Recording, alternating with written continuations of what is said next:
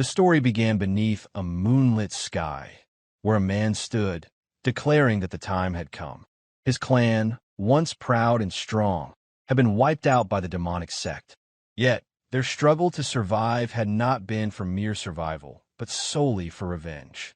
With a resolute gaze, he stood atop a high tree branch, his eyes fixed ahead. Without hesitation, he leaped over a wall, landing with ease near a fire burning in the bowl torch. A guard stood vigilantly nearby, unaware of the creeping danger. As shadows began to move, hands began to emerge from the darkness, and in a ruthless finality, he snapped the guard's neck. He muttered to himself that it wouldn't take long before the sentry's disappearance was noticed, but by then, his task would be complete.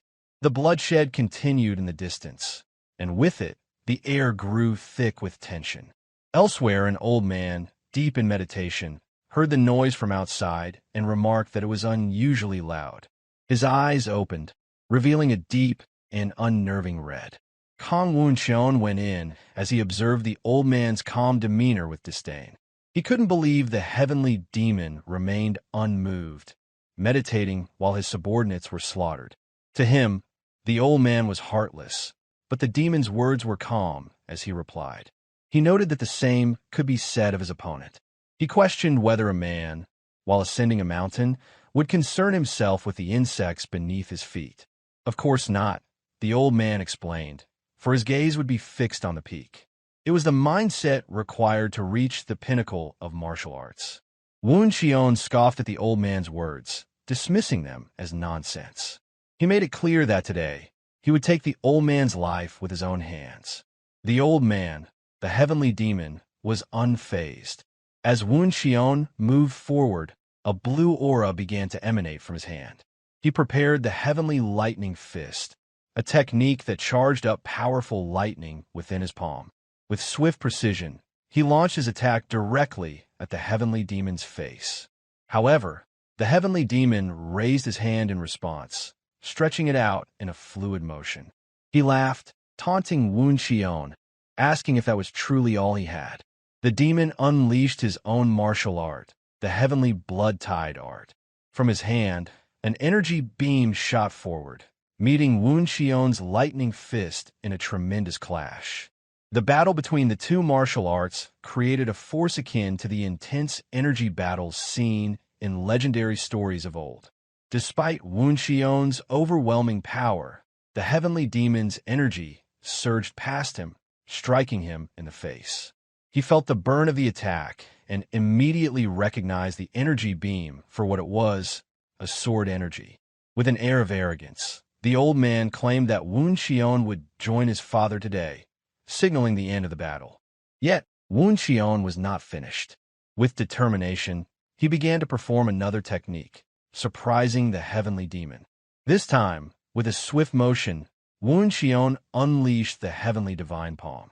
The powerful strike shattered the energy beam, and Woon-cheon continued his assault, landing a decisive punch directly on the demon's chest. Lightning surged throughout the demon's body, sending him flying into the wall behind him. Panting, Woon-cheon spoke harshly, warning the old man to stop speaking of his father in such a disrespectful manner. He reminded him of the countless lives the old man had destroyed, the evil deeds he had committed, and how this moment of vengeance was not just his own. It was the collective rage of all those the old man had wronged. The heavenly demon, now stunned, retorted that he should have wiped out the Cloud Dragon sect long ago. He was genuinely surprised by Woon-cheon's strength, unable to comprehend how the young man had managed to break through his heavenly demon blood surge art. The demon now realized that he had no other choice. With great effort, the heavenly demon pulled out a gourd, which Woon-cheon quickly recognized. When he asked if it was an elixir, the old man began drinking its contents without hesitation. Woon-cheon warned the old man that consuming such a potent elixir in one go would cause his demonic ki to deviate. A powerful purple energy burst forth as the gourd shattered, the demon's energy overflowing beyond control. His face contorted in agony as his eyes bulged, and with a terrifying roar, he released a shockwave of power. The force of it sent wind rushing outward, forcing Woon Seowoon to raise his hands to protect himself from the fierce blast. The battle had reached its climax, and it was clear that neither opponent would yield easily. The outcome of their clash was now inevitable. The battle between Woon Seowoon and the heavenly demon raged on, and Woon Seowoon couldn't believe what he was witnessing. Just as he turned to respond to the heavenly demon's voice, he realized too late that the attack was already incoming. The heavenly demon, looming behind him, declared that it was time for Woon Seowoon to disappear. As the attack drew closer, Woon Seowoon recognized his helplessness, but suddenly a voice intervened. A barrier materialized just in time, wrapping around Woon Seowoon and protecting him from the oncoming assault. Woon Seowoon's eyes widened as he recognized the protective shield. His surprise was palpable, but before he could react, a man stepped forward, apologizing for his late arrival. He explained that he had gotten caught lazing around. Woon Seowoon called him the Great Mage, but the man immediately dismissed the title, insisting that he had told Woon Seowoon not to call him something so trivial. The mage then turned his gaze toward the heavenly demon, asking if this was the nemesis Woon Seowoon had spoken of. Woon Seowoon responded that indeed, this was the man who claimed to have come from another world, and without him, Woon Seowoon would have already perished. Suddenly, the scene shifted, and the narrative took a jarring turn to reality. A man, Jin Seawoon, could be heard shouting in frustration. He had been reading a Murim-themed novel, enjoying the story until the unexpected appearance of a high-level mage from another world shattered his immersion. Sewoon couldn't help but complain about the sudden plot twist. He wondered aloud why a random mage from another world had appeared out of nowhere. His irritation grew as he sighed, lamenting that he had been enjoying the story until that moment. The appearance of this new element seemed like a mood killer. Sewoon expressed disbelief, questioning how it made sense for an entire world to just appear out of nowhere. His thoughts were clear. The author must have been on something, he mused, to come up with such an implausible plot. His phone buzzed with a notification, and he glanced down, recognizing that his friend had messaged him. Sewoon had been discharged from the military 6 months ago and was preparing to return to college. His friend, eager for a gaming session, invited him to grind ranked matches, and Sewoon couldn't help but wonder why his friend had no one else to play with. Reflecting on his life after the military, Sewoon explained that, like many who had completed their service, he had carefully crafted a plan. He intended to earn certifications and study all the things he had missed while serving. However, he felt disconnected from society, as he had missed out on many of the experiences others had enjoyed. As Sewoon headed into town, he thought about his remaining funds, briefly considering finding a part-time job. Being an avid fan of Murim novels, he often fantasized about living as the protagonist in such a world. He made his way into a PC cafe, where the cashier greeted him by name, asking if he was going to play Loyal Ground again that day. Sewoon confirmed it and ordered 10 hours of playtime. Loyal Ground was the only game he had played during his military leave, and he had spent countless hours grinding it. Within 3 months, he had risen to a top 10 rank, his dedication paying off. He logged into the game and messaged his friend to wait for him in the lobby. Sewoon had even earned some extra cash from tournament prizes at internet cafes. Loyal Ground, a Battle Royale game, was a straightforward game. 100 players dropped from a plane, collected weapons scattered around the map, and fought until only one remained standing. Now in the game, Sewoon began communicating with his friend, directing him to the coordinates where 2 other players were located. He instructed his friend to look towards 120 on the compass, which was displayed at the top of the screen. Sewoon aimed and quickly killed both opponents with 2 precise headshots. His friend shouted in excitement, noting that only 2 players remained. Sewoon chastised his friend for being so loud, recalling that his friend had already been eliminated once. He advised his friend to focus on looting and staying alive, emphasizing the need to find the safe zone before it closed. As the circle shrank, some other players running towards a building. They cautiously entered the building, spotting a first aid kit on the ground.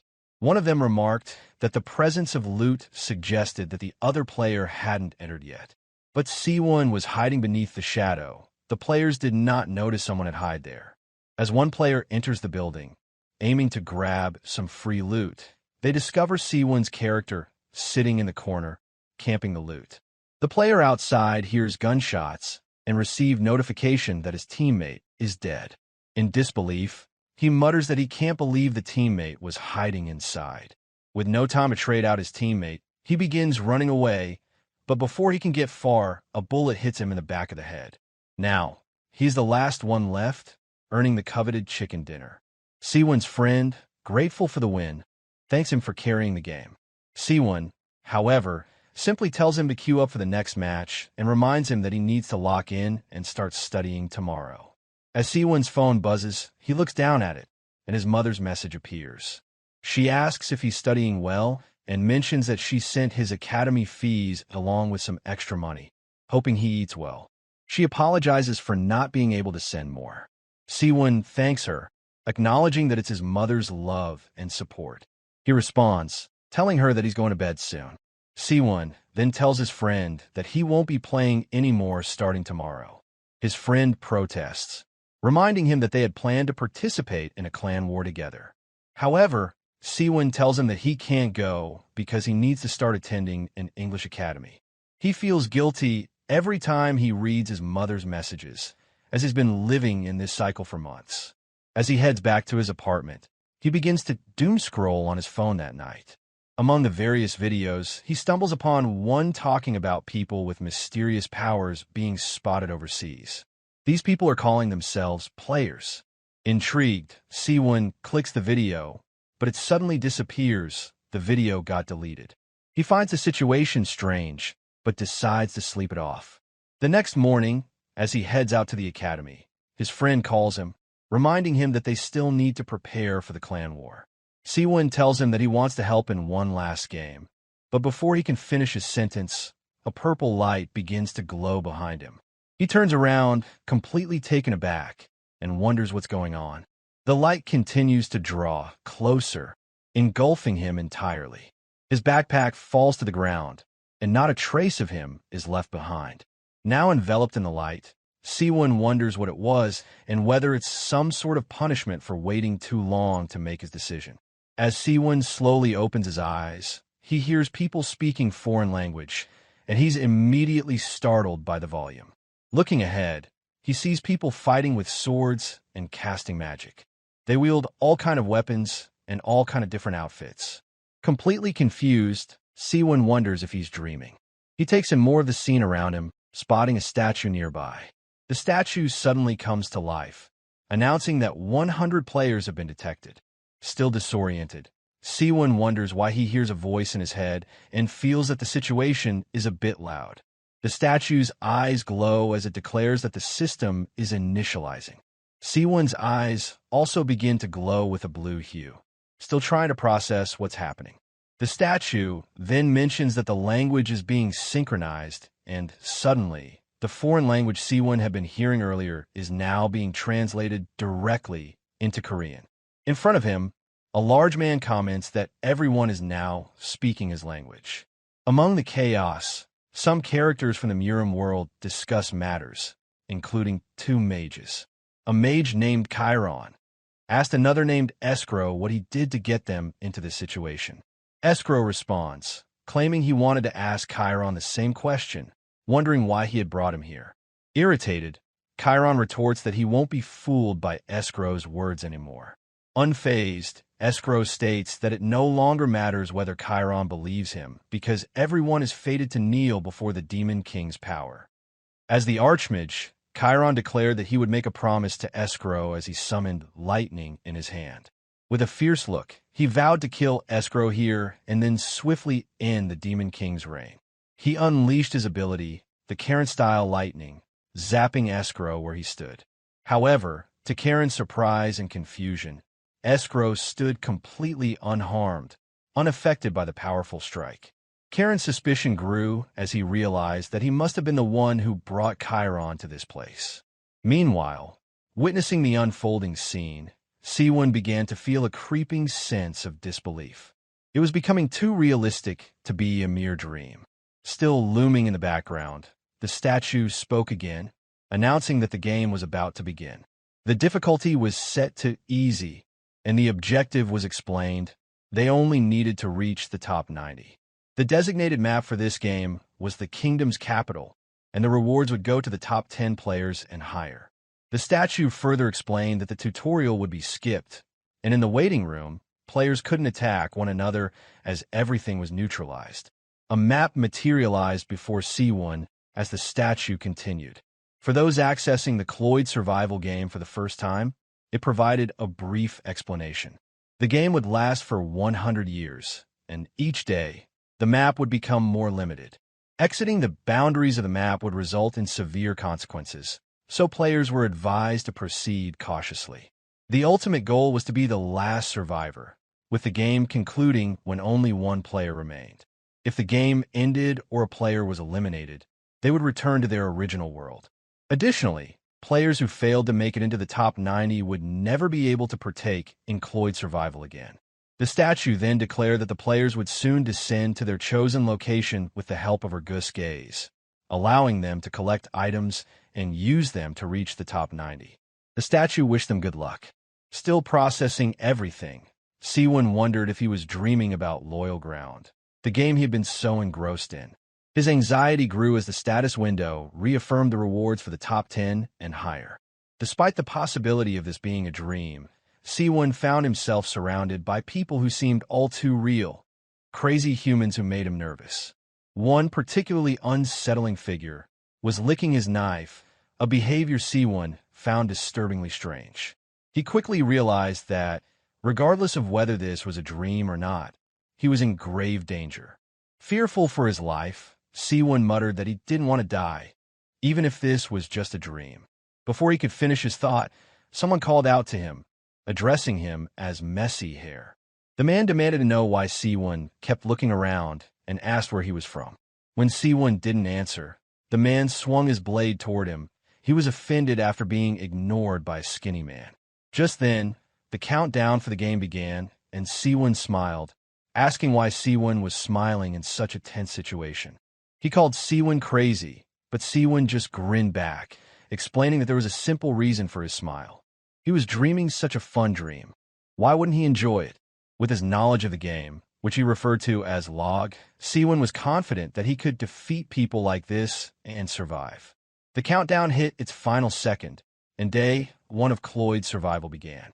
Players were soon dropping from a high altitude, so toward the massive region of the kingdom's capital. They were covered in a protective barrier, descending toward the battlefield. Analyzing the situation, Sewoon realized they were descending into crowded areas, places abundant with items. However, he decided that starting on the outskirts would be safer.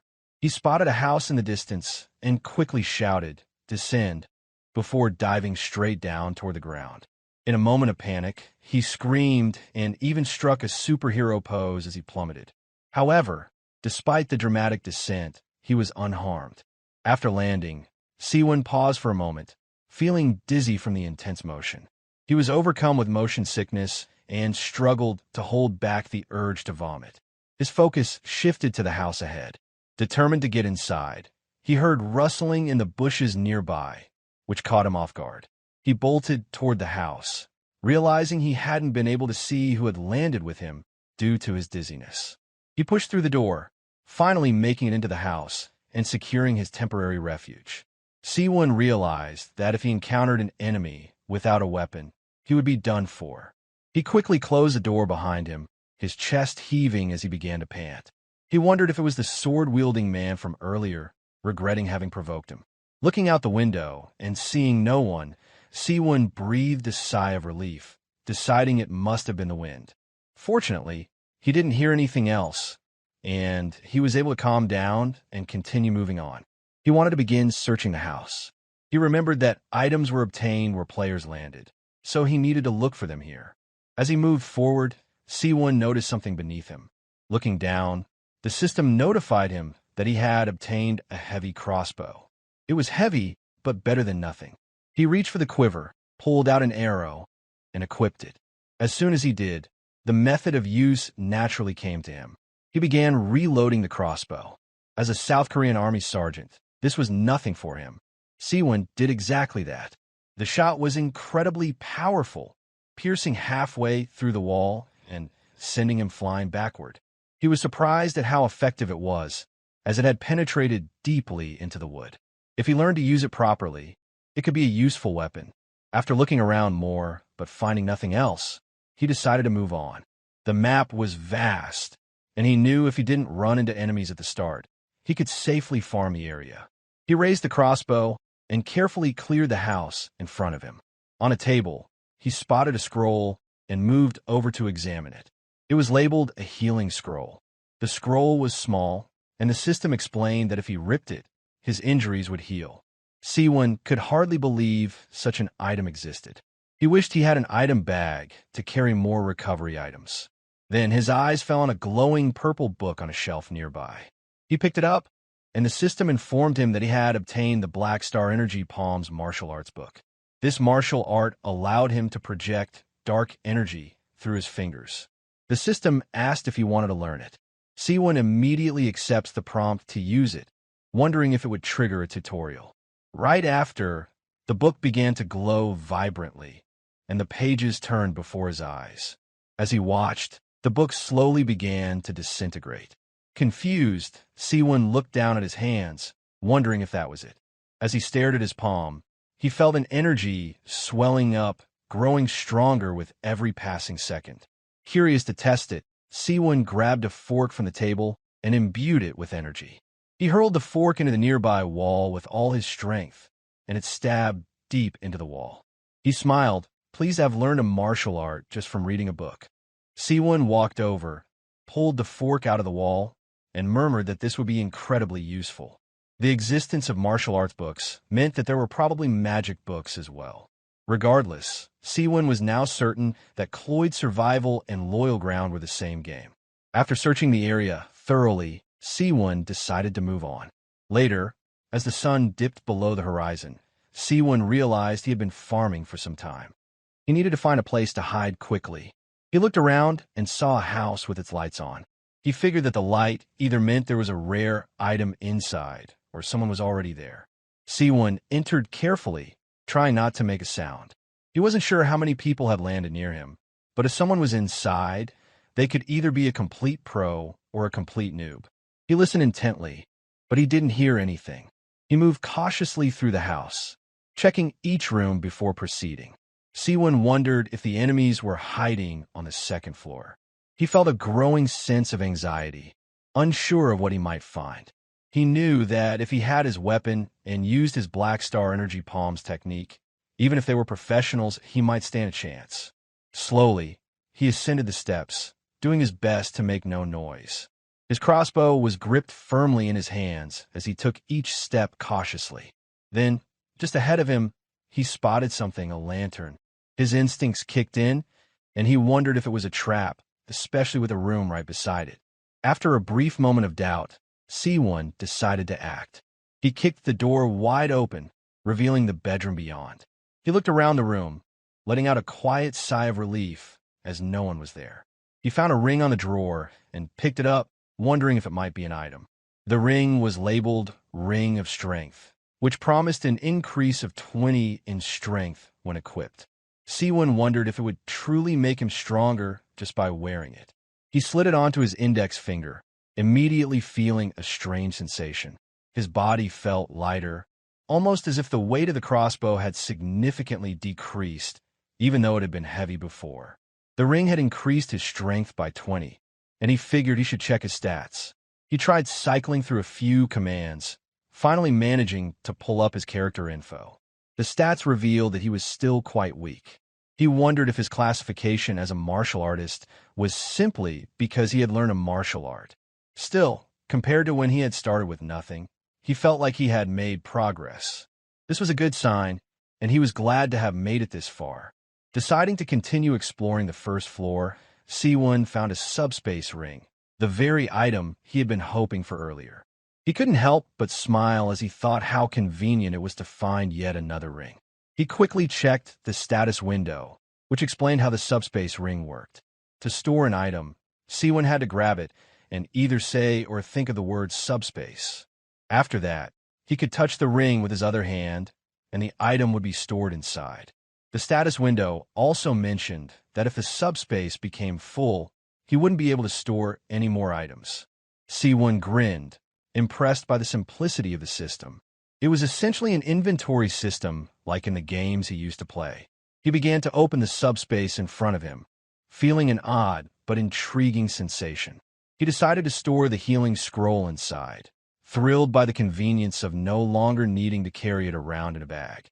This system was incredibly efficient, and Sewoon couldn't help but think how much more convenient life would be with something like this in reality. His thoughts wandered to what it would be like to bring back the martial arts and items into the real world.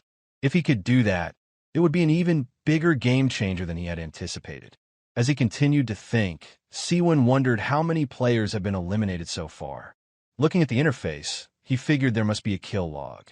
He found it and discovered that only one person had been eliminated up to that point. He had initially planned to farm until only 90 players were left, but he had already searched several houses and found a lot of consumable items.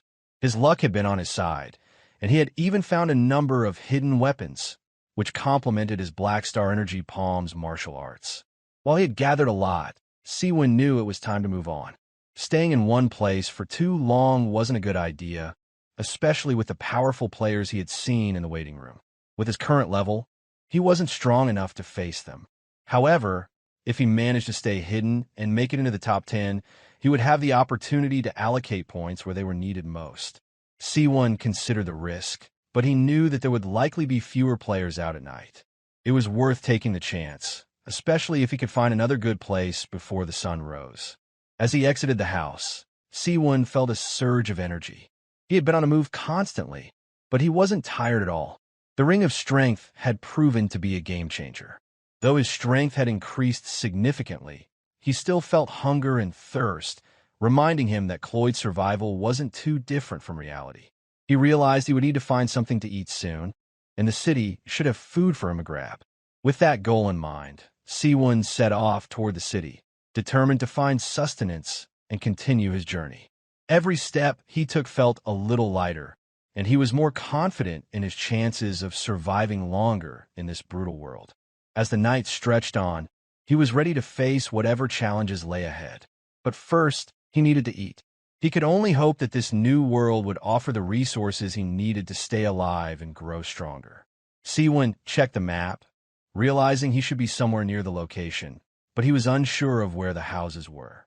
He began to hear a wolf snarling in the distance, and quickly realized that the sound was coming from directly behind him. Instantly, he darted into some bushes, cursing himself for not noticing it sooner. He peeked over, seeing the creature in the distance, feeling his nerves spike. Sweat began to bead on his forehead as he recognized that it wasn't just any wolf. It was a werewolf, and there was another one right behind him. As he sat frozen, the werewolf lunged at him, forcing him to dodge just in time. The creature's attack shattered the nearby tree with brutal force, and now there were two of them, staring directly at him. Sewoon muttered to himself that he thought this was a PvP game, never expecting monsters like these to be a part of it. If he had known, he would have stayed put. He was still a ranker, in name at least, and dying to a mob would be too embarrassing.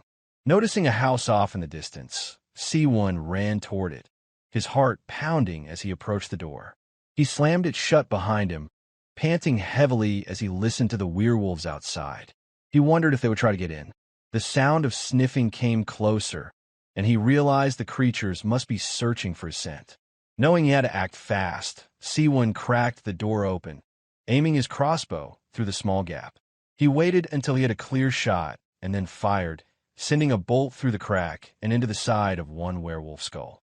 The creature collapsed and began to vanish into the air. Relieved, Sewoon muttered that the Ring of Strength had made it possible for him to fire the crossbow with just one hand. Now he just needed to deal with the second werewolf. As he reloaded the crossbow, he turned to find the second creature had moved much closer, now directly in front of the door.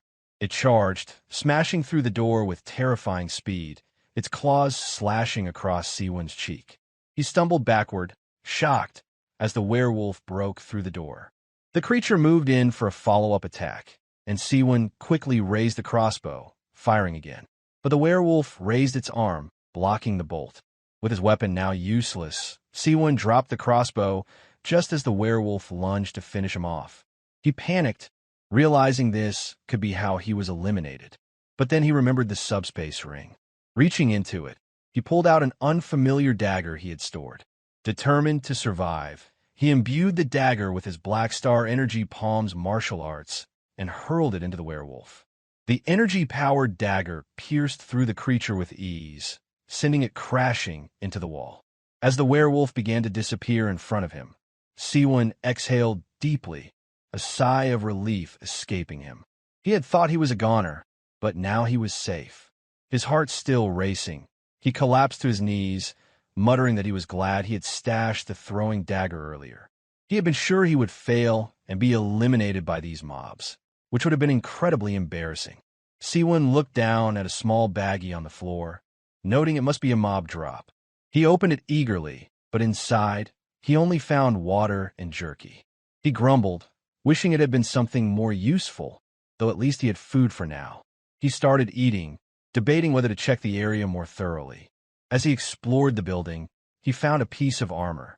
It was a bit large for him, but once he put it on, it immediately resized to fit his body. The status window appeared, informing him that the item was an advanced orichalcum breastplate, which significantly increased his resistance to fire and wind magic. Sewoon was impressed by how much it boosted his stats, and he couldn't help but wonder if there were even more powerful items hidden around. He continued to search, his curiosity piqued, but when he bumped his knee into something, he stopped. Looking down, he didn't see what he had hit. He kicked the ground in front of him, wondering if it was a hidden item. Sewoon picked up the item, feeling its texture, which resembled cloth. After putting it on, he discovered that it was called the Night Cloak. The moment it was equipped, he realized that if he remained still in darkness, the cloak allowed him to blend seamlessly with the shadows. While hidden, no magic would detect him, and even the sounds he made were muted. The cloak reminded him of something from a familiar fantasy story, an item of power that allowed its wearer to avoid detection. This cloak was invaluable for survival, enabling Sewoon to avoid anyone who might cross his path during the night. It was the perfect tool for remaining undetected, allowing him to stay alive for as long as needed. As he moved through the area, Sewoon couldn't shake his confusion about the house in the middle of nowhere, but after some consideration, he realized it was part of a farming spot. It seemed his luck might be turning around for the better today. Still, as he walked deeper into the woods under the cover of night, Sewoon reflected on how he hadn't seen anyone. Perhaps it was the result of being dropped into a random location. Lost in thought, he heard footsteps approaching from behind. Turning, Sewoon saw a man running through the forest, disheveled and yelling in frustration. The man seemed to be lamenting that he hadn't had the time to use something, though what exactly it was remained unclear. Sewoon wasted no time donning the night cloak again, slipping into the shadows of a nearby bush. The man did not notice Sewoon as he muttered that he couldn't believe he'd encountered a mage in such a place. Sewoon observed that the man appeared weak, a person easily dealt with, and the thought crossed his mind that he could take him down with little effort. As the man turned to leave, Sewoon reminded himself to stay calm. It was just a game after all, and there was no reason to hesitate. Before Sewoon could make a decision, another man appeared and chanted a spell, an escrow flame, directed from Sewoon's behind. The fire struck the man directly in the back, and Sewoon watched, wondering if he had just killed him. However, when the smoke cleared, there was no body, just a chest. This confirmed that they were, indeed, in a game, and the chest likely contained the man's items. The question lingered in Sewoon's mind. Where had the fire come from? At that moment, a figure appeared from behind, a large-nosed man who walked toward the fallen mage. He scorned the dead man for not being able to use magic properly, calling him unlucky. The large-nosed man claimed that if the mage had been killed by a sword, he wouldn't have felt the excruciating pain of being burned alive. Sewoon considered himself fortunate that he had walked past unnoticed. The cloak had indeed proven its worth, and the mage mused that the man who had died might at least be honored to have met his end at the hands of someone as skilled as himself. Referring to himself as Chiron, the large-nosed man bent over to search the fallen mage's belongings. Sewoon quickly deduced that the man was also a player like him. If he wasn't careful, he could be next. It was clear that in this game, hesitation could cost him his life. Sewoon knew the rules. In order to survive, he had to act without delay. As Big Nose sifted through the items, he sensed an incoming attack from behind. His barrier absorbed the impact of the strike, but it cracked under the pressure. The large-nosed man muttered to himself, blaming the mage for causing the noise. Sewoon raised his crossbow, taking aim and firing a bolt, which hit the barrier again, causing it to crack further. Big Nose realized the barrier was close to breaking.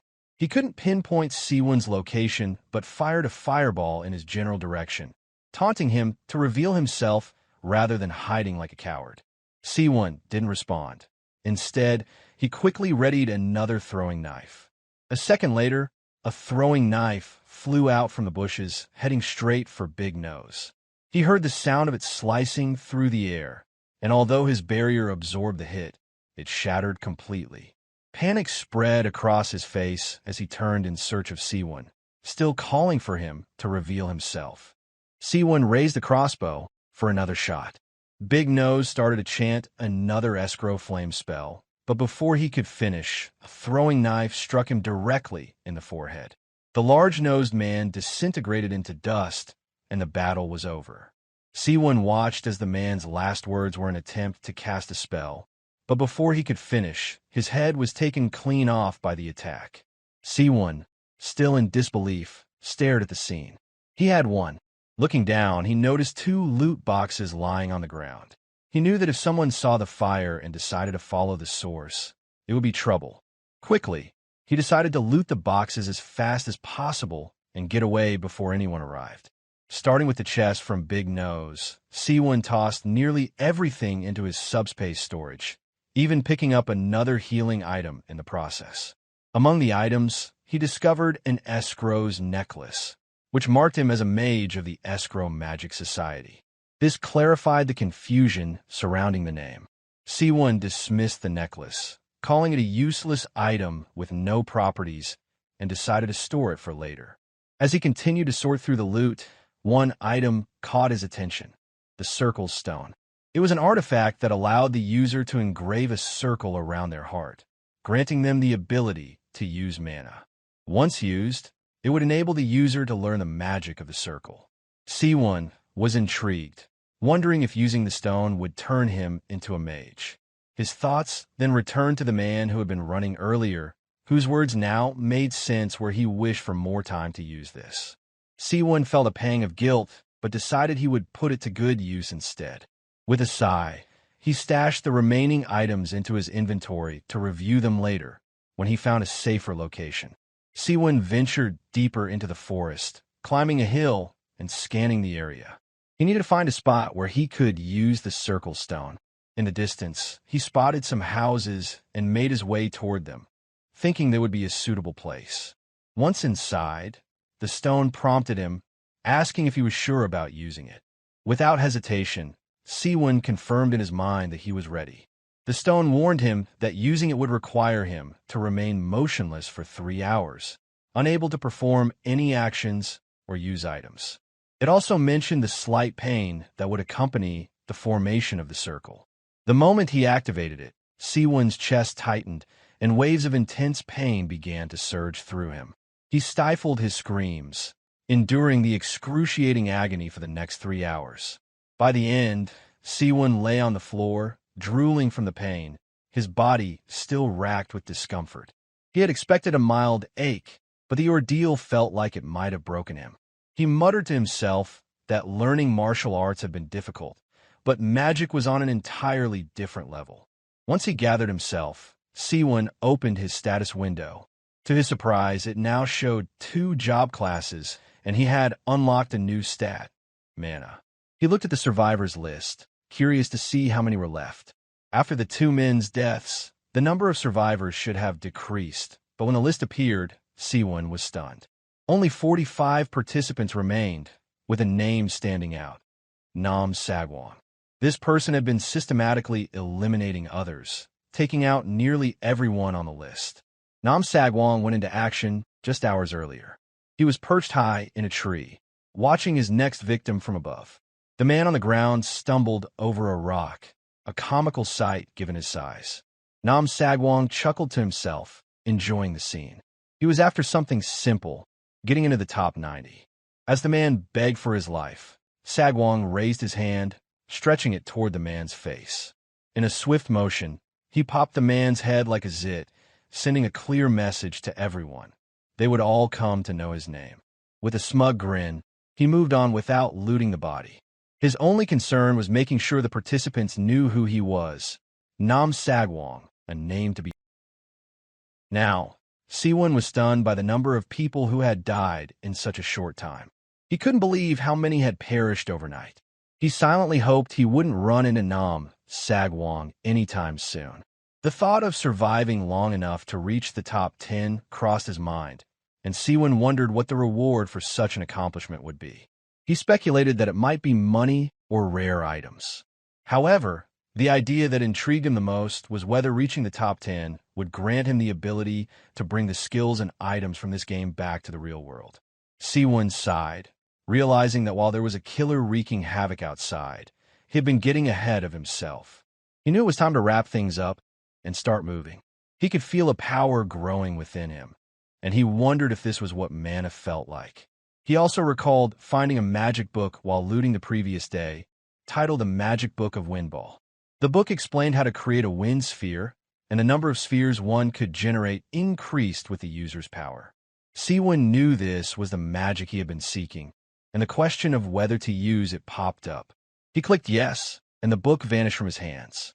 He blinked, wondering if that was all, if the magic had simply been implanted in his mind. His hand moved instinctively as he began to chant a scroll magic. He gathered mana in his palm, and soon, four wind spheres materialized in the air. They didn't look impressive, and Sewoon wondered if this was really all there was to it. He raised his hand, as if dismissing the spheres, and they floated backward. When they collided with the wall, a massive explosion shook the ground behind him. Sewoon's eyes widened in realization. The spheres were far more powerful than they seemed. This would certainly come in handy, though he was suddenly overwhelmed with exhaustion.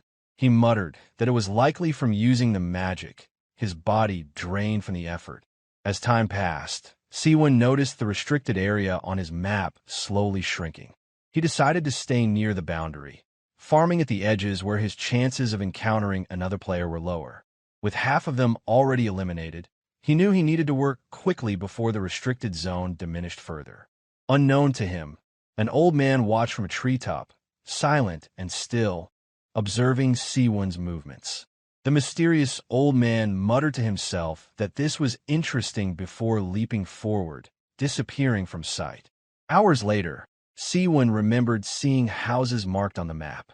He was surprised, however, to find only loot boxes scattered on the ground, surrounded by blood. His heart raced as footsteps approached from behind. Panicking, he activated the windball magic and fired it at the source of the sound, causing the door ahead to explode. He stood still, uncertain, wondering if it was truly just the wind or if someone had been lurking nearby. What he saw through the door stunned him. Blood was everywhere. He deduced that the person inside must have been severely injured. Given their survival so far, they likely had valuable items. Sewoon considered the possibility of taking them down, but then he decided that his survival should come first. He quickly left the area. On the other side of the door, after Sewoon had gone, the man inside sighed in relief. He muttered that if Sewoon had found him, he would have been killed, but fortunately, he had managed to hide in time. Though, he thought, if he hadn't been injured, he would have taken care of Sewoon easily. Now, he just needed to loot and leave quickly. But before he could move, an arrow struck him in the side of the head.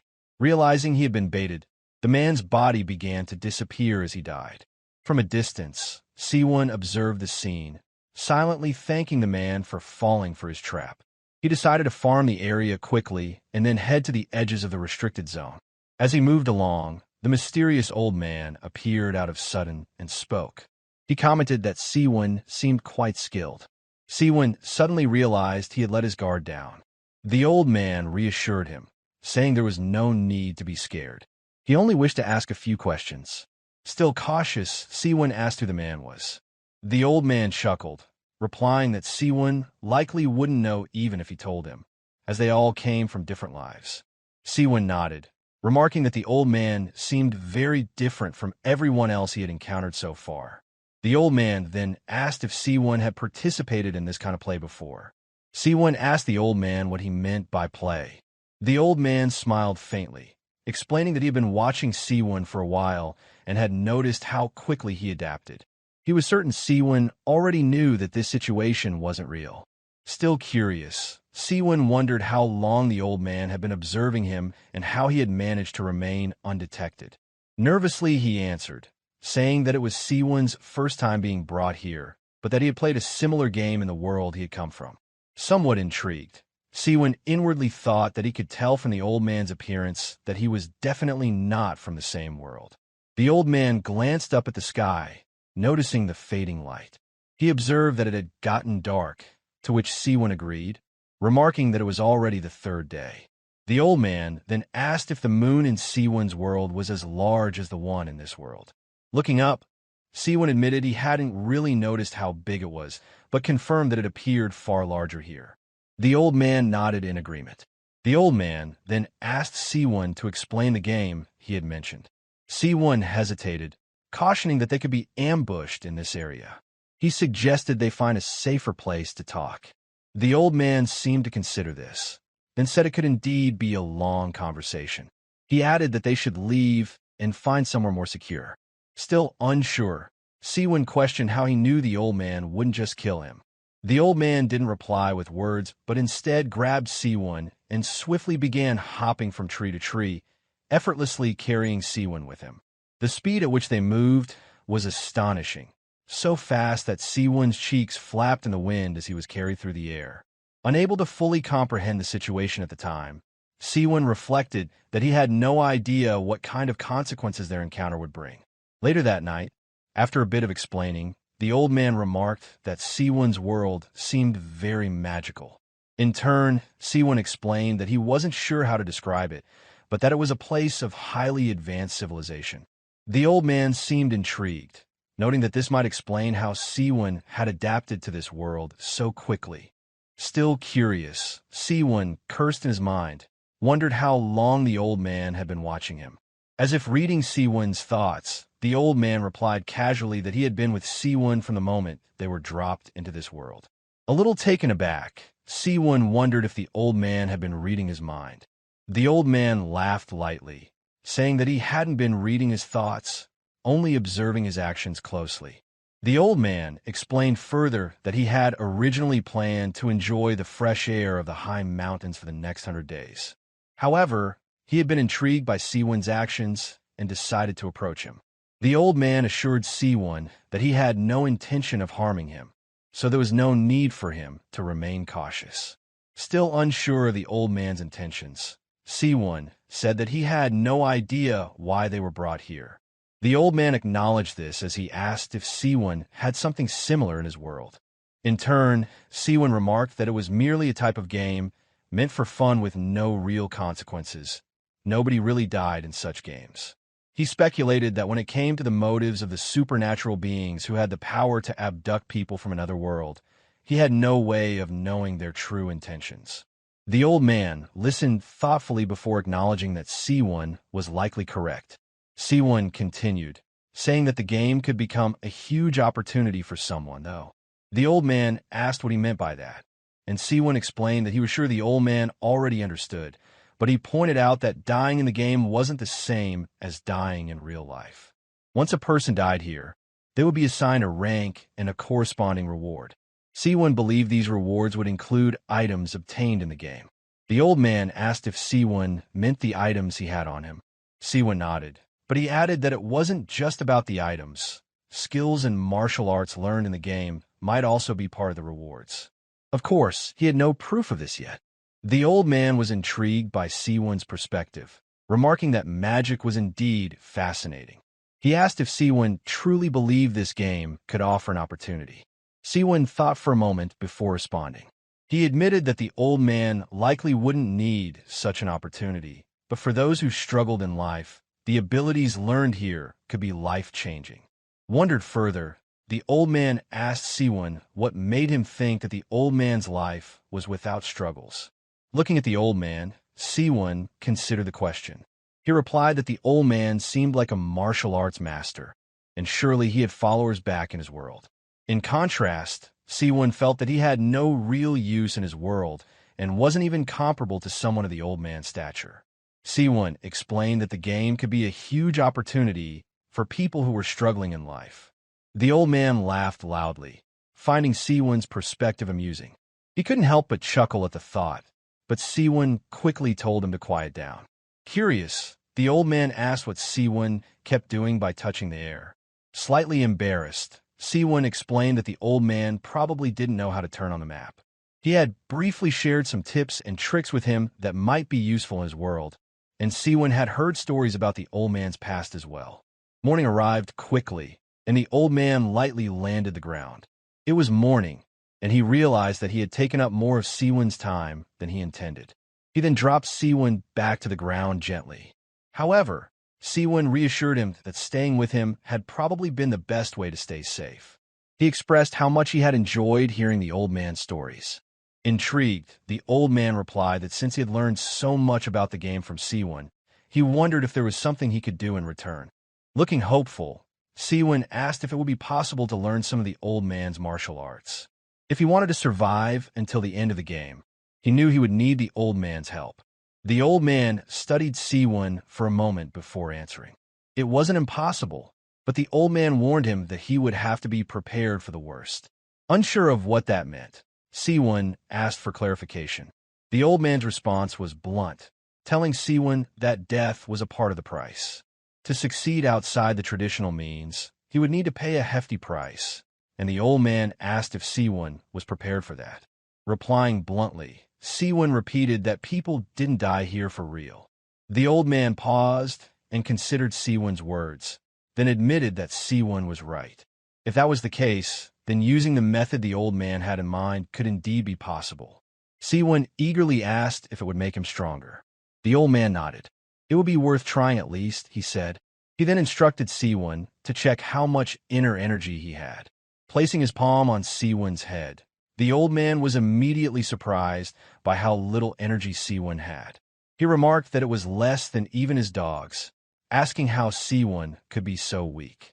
Slightly embarrassed, Sewoon explained that there was no such thing as martial arts or inner energy in his world. Unperturbed, the old man told Sewoon to assume the lotus position. He continued to press his palm on Sewoon's head. Sewoon was told that he would experience pain, a pain akin to death itself.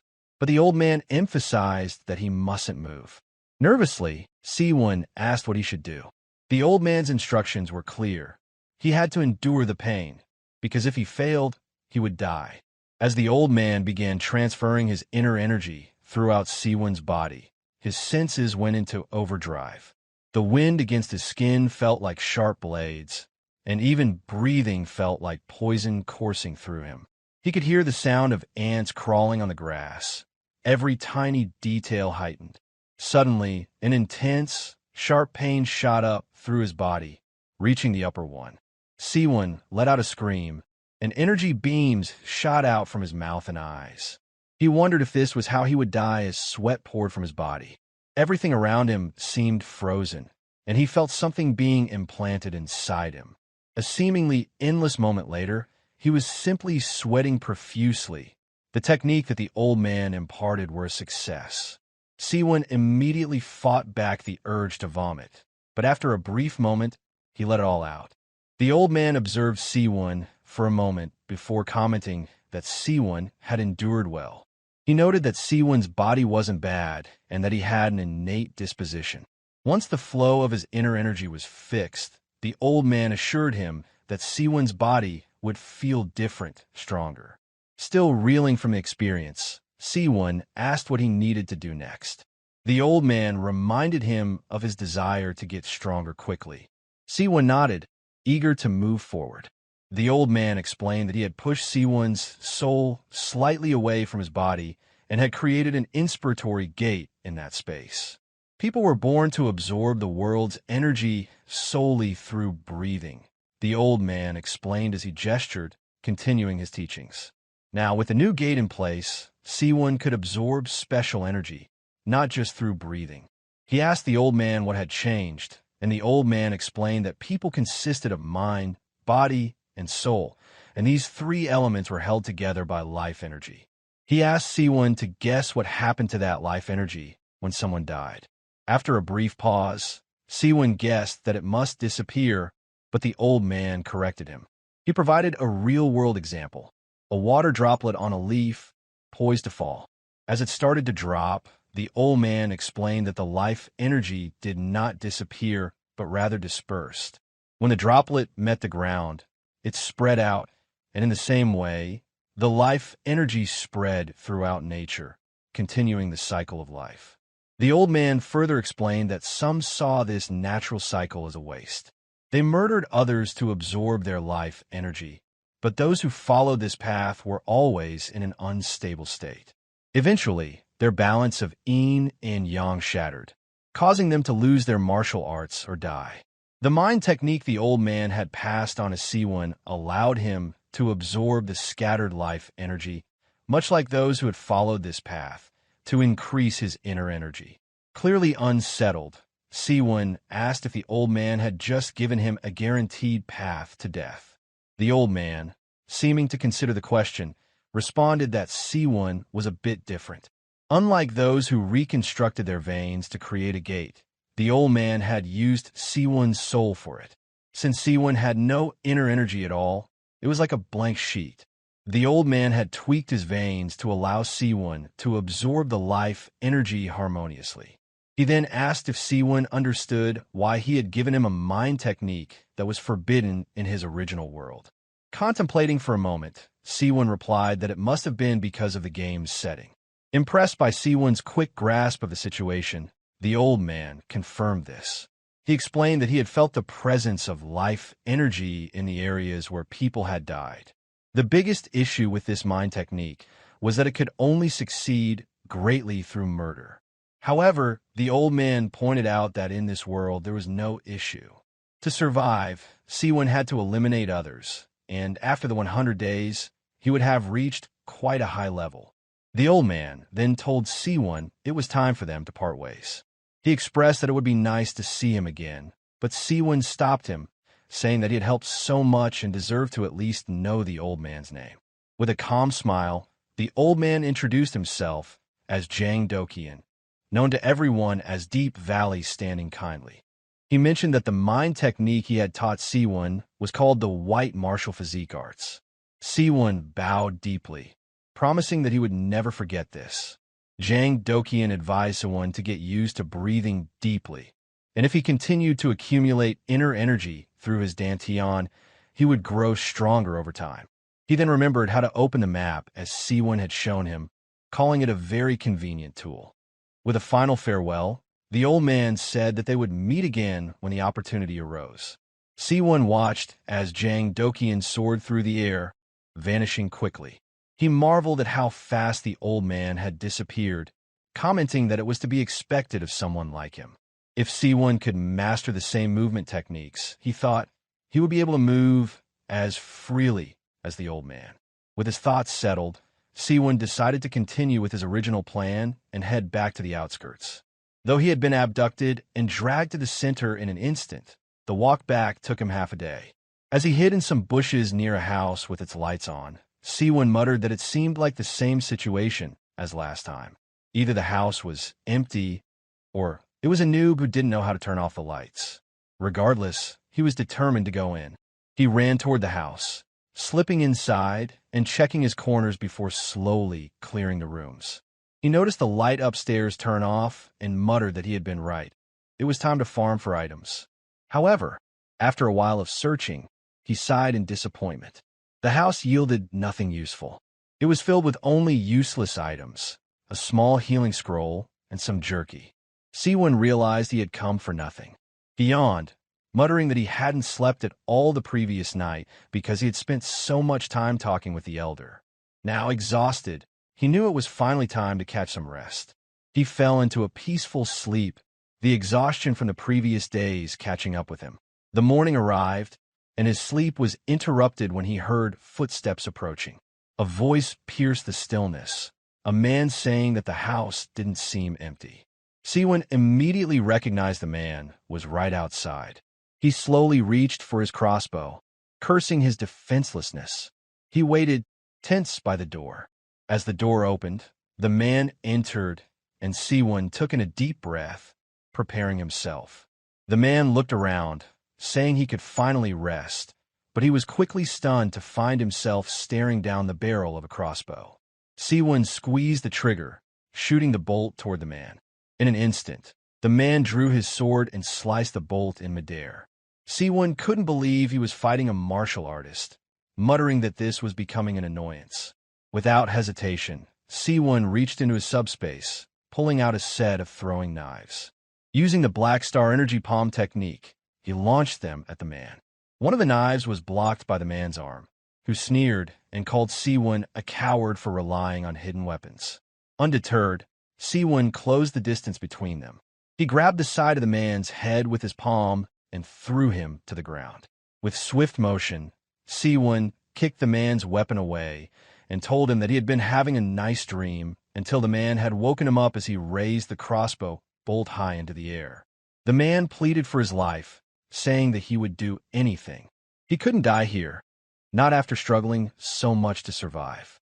But with a cold gaze, Sewoon stabbed him directly in the forehead. The kill feed flashed on screen, revealing that the man's name was Xiao Long and that he had died from an arrowhead shot. Sewoon bathed in blood, muttered to himself that he refused to die here either. No hesitation in his voice and action. He had transmigrated abruptly in an unfamiliar world. Yet, despite facing a life-and-death instance repeatedly, Sewoon was capable of executing a quick and swift decision. As the last echoes of conflict faded, the shifting dust revealed a subtle difference in the aftermath. Sewoon's eyes, sharp and perceptive, caught the change. A soft green luminescence drifted through the air where, moments before, a man had collapsed in death. His body was gone, erased without a trace. In its place rested a solitary chest, quietly glowing amidst the haze. Sewoon's gaze locked onto the object. This was no ordinary remnant. It was exactly what Elder Jang Dokian had spoken of, the moment of transfer, the aftermath of death, and the energy that remained. As Sewoon stood, the gentle energy rushed toward him, as though it sensed his presence. Wisps of green energy slithered outwards, weaving around his fingers in an uncanny way. The warmth and movement coursing through the tendrils were unlike anything Sewoon had experienced. As they touched his skin, they didn't just linger, they entered. In an instant, the calm was shattered. A brilliant surge of light erupted from the chest, engulfing Sewoon in a radiant explosion. He remained still, centered within the glow, every muscle tense. Then, as suddenly as it had come, the energy subsided, and the silence returned as the glow faded. Sewoon stood amidst it all, frozen in contemplation. He lowered his gaze to his hands, now steady but tingling with latent force. He had killed one man, absorbed one fragment of vitality, and yet his body felt transformed. Power pulsed through his limbs, strong and constant, as if a dam had broken and the current had made a new home within him. Driven by a mix of curiosity and urgency, Sewoon called out the system. His vision shifted slightly as the interface responded. Among the stats, one line caught his attention: internal energy 20. The energy he had just absorbed had taken quantifiable form. He wondered briefly, was that all the man had held? Or had he only taken a portion? A slow grin spread across Sewoon's face. The pieces aligned in his mind. Elder Jang Dokian's cryptic teachings now made sense. Even without striking the final blow in every encounter, Sewoon understood now that securing vitality was essential. What mattered was the energy left behind and the strength it offered. Turning his attention outward, Sewoon swiped through the interface and opened the survivor status. The numbers told a new story. His breath hitched. A detail stood out. Something had changed. His eyes scanned the interface rapidly. Then came a confirmation. One less. The total count had dropped. From 24 to 23. Sewoon stood in silence. The system log appeared, detailing the event. Sagwan had killed Karl Verstappen. Far away, at the scene, Karl Verstappen lay broken, his stomach carved open by a brutal strike. The final remnants of energy shimmered around him as his breath thinned. With effort, he released the name of his killer. Sagwan. A final flicker danced above his body, then vanished. His corpse followed, dissolving into fading particles. Where he had died, another chest formed, humming with pale blue light. Wisps floated gently above it, dancing like smoke in moonlight, the quiet residue of loss. Sagwan walked away without concerning himself with the chest. He glanced at his hands, still smeared with blood, and let out a scoff. He had anticipated a challenge. Karl had made the first move. But in the end, there had been no struggle. Just another empty fight and another meaningless death. With a tired exhale, Sagwan turned his back on the remnants of the battle. The screen floated before him, softly glowing. He raised his head and addressed the system again. The interface responded swiftly. The word survivor echoed across the field in command. The number displayed, 22 participants still alive. Sagwan let out a scoff, his tone edged with disbelief as he questioned how so many contestants could still be alive. Something on the system's screen shifted, and a flicker of surprise crossed his face. Blood smeared across his face and neck emphasized the rawness of the battlefield. But within his gaze, something more deliberate formed, a glint of recognition, or perhaps intrigue, directed at the name that stood out among so many. He spoke of Sewoon's name out loud. Elsewhere, far from the front lines, Sewoon sat in a dim room, his posture tense and alert. His eyes locked onto the notification.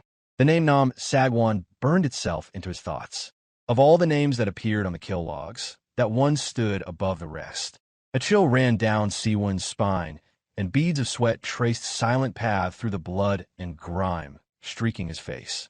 His mind raced through grim calculations. If survival was the goal, then Sagwan was the one person who must be avoided at all costs. What he once thought of as a harrowing battle revealed itself for what it truly was, an encounter with a minor opponent. If that struggle had left him on the verge of collapse, then the thought of facing Sagwan became nothing short of a death sentence. Opening the chest, Sewoon found only a single item, refined troll potion. Nothing else remained of value. If the man had carried better gear or healing items, perhaps the fight would have been different. Rather than charge headfirst into another confrontation, Sewoon made a different choice. He would withdraw, keep to the shadows, and allow the field to cull itself. He would strike when the time was right. With that in mind, he set his path toward the perimeter of the map, aiming for the outer reaches of the restricted zone. There, deep in the forest, he planned to wait out the bloodshed. 1 week passed. Within the thick canopy of the forest, a pair of glowing red eyes flashed in the underbrush. A low snarl broke the silence. The same beast he had once faced now returned, its body radiating menace and strength. Without hesitation, he raised his crossbow and fired. The bolt struck true, detonating into a burst of light that tore through the creature. The beast disintegrated instantly, dropping its loot.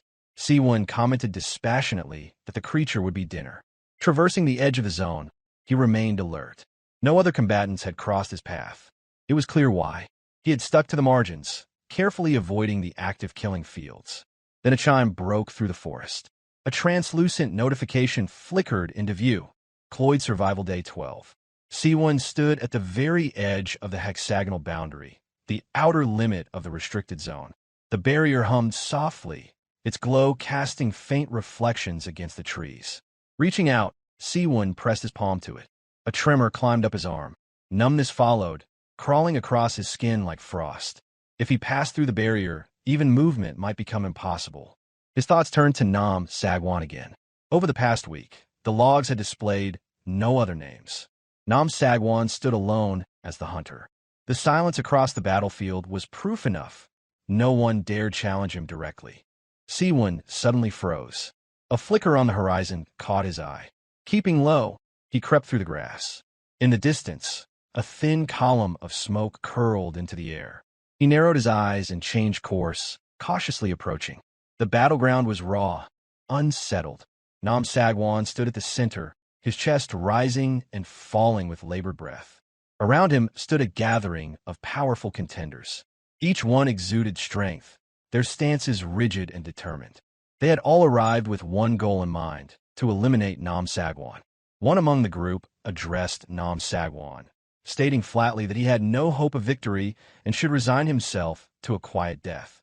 Sagwan released a short, amused breath, a sound halfway between a chuckle and a scoff. The notion that it took a full mob to corner a single opponent seemed laughable to him. Crouching slightly, he continued with grim satisfaction, declaring that their arrival had been helpful. Rather than expend the effort to seek them out one by one, they had all come to him. The grin deepened into something far more sinister. He offered a final warning. If they intended to kill him, they had best be prepared to offer their lives in exchange. With absolute certainty, he vowed to make them understand the cost. Cracks shot across the ground as an immense surge of force erupted outward. Sagwan's aura detonated in a violent wave, sending a pressure shockwave that rippled through the group. Startled by the sudden burst of raw energy, several opponents flinched, staggered by the overwhelming force. Some instinctively dropped into defensive postures. Others locked in place, preparing for an impact that never came immediately. Without hesitation, Sagwan descended like a meteor, cutting through the air with lethal intent. His trajectory wasn't upward flight, it was a strike. He crashed down into the center of the gathered enemies, his hands smashing into one target with merciless precision. The enemy had no time to react, defenses crumpling under the devastating blow. His attack didn't end with the strike. The momentum carried through, his hand penetrating bone and skull alike, driving straight through the target's head with horrifying finality. A burst of blue energy detonated from the impact, lightning through the air in jagged shards. Blood and splinters rained to the ground. Those watching stood in stunned silence. Blood spattered across the ground and even onto the armor of the nearby fighters. Disbelief twisted their faces. One of them erupted in frustration, screaming in outrage, unable to comprehend how a single strike had yielded such carnage. Sagwan did not wait. The next moment, he moved, slashing through the air with a brilliant arc of red energy. The attack tore into the ranks, scattering bodies in all directions. Sparks flew, blood sprayed, and the battlefield screamed with violence. Armor shattered, limbs contorted, and the sounds of agony rang out across the dust-choked field. Blue energy sparked, blood flashed. One after another, lives vanished beneath his attacks. There was no rhythm, no sequence to follow. No one countered, no one pressed him back. It wasn't a duel. It wasn't even a battle. It was slaughter. The next strike carved upward in a clean arc, severing a leg with surgical precision. Blood sprayed, and body parts spun into the air. The opponent crumpled without even a chance to cry out. There was no need for observers. No need to witness the destruction firsthand. The kill log spoke for itself. No other names appeared. No other battles were in motion. Sagwan alone filled the screen. Barring catastrophe, the outcome was set. The strongest was already clear. This contest had one inevitable victor. Sewoon stood frozen, eyes fixed on the glowing kill log. One after another, names slid across the screen. All claimed by Sagwan. All through martial arts. The numbers weren't the only thing that troubled him. He questioned aloud whether Sagwan was even following the rules of the game. A storm with no equal.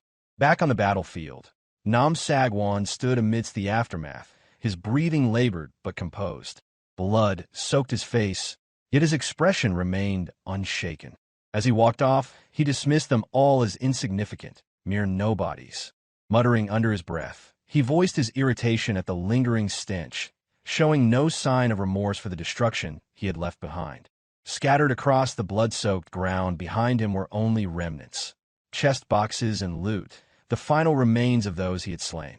Wiping the blood from his face with slow indifference, he carried no weight from what had transpired. His thoughts drifted forward, already several steps ahead of the present, as if the massacre meant nothing. Night descended upon the battlefield. Sagwan was gone. Nothing stirred among the bodies, and all that remained were scattered chest boxes and a single magic staff, its surface glowing faintly in the growing darkness. Then a figure stepped into the clearing. Mist swirled quietly at their feet as they approached. Robes brushed through the grass with every calm, deliberate stride.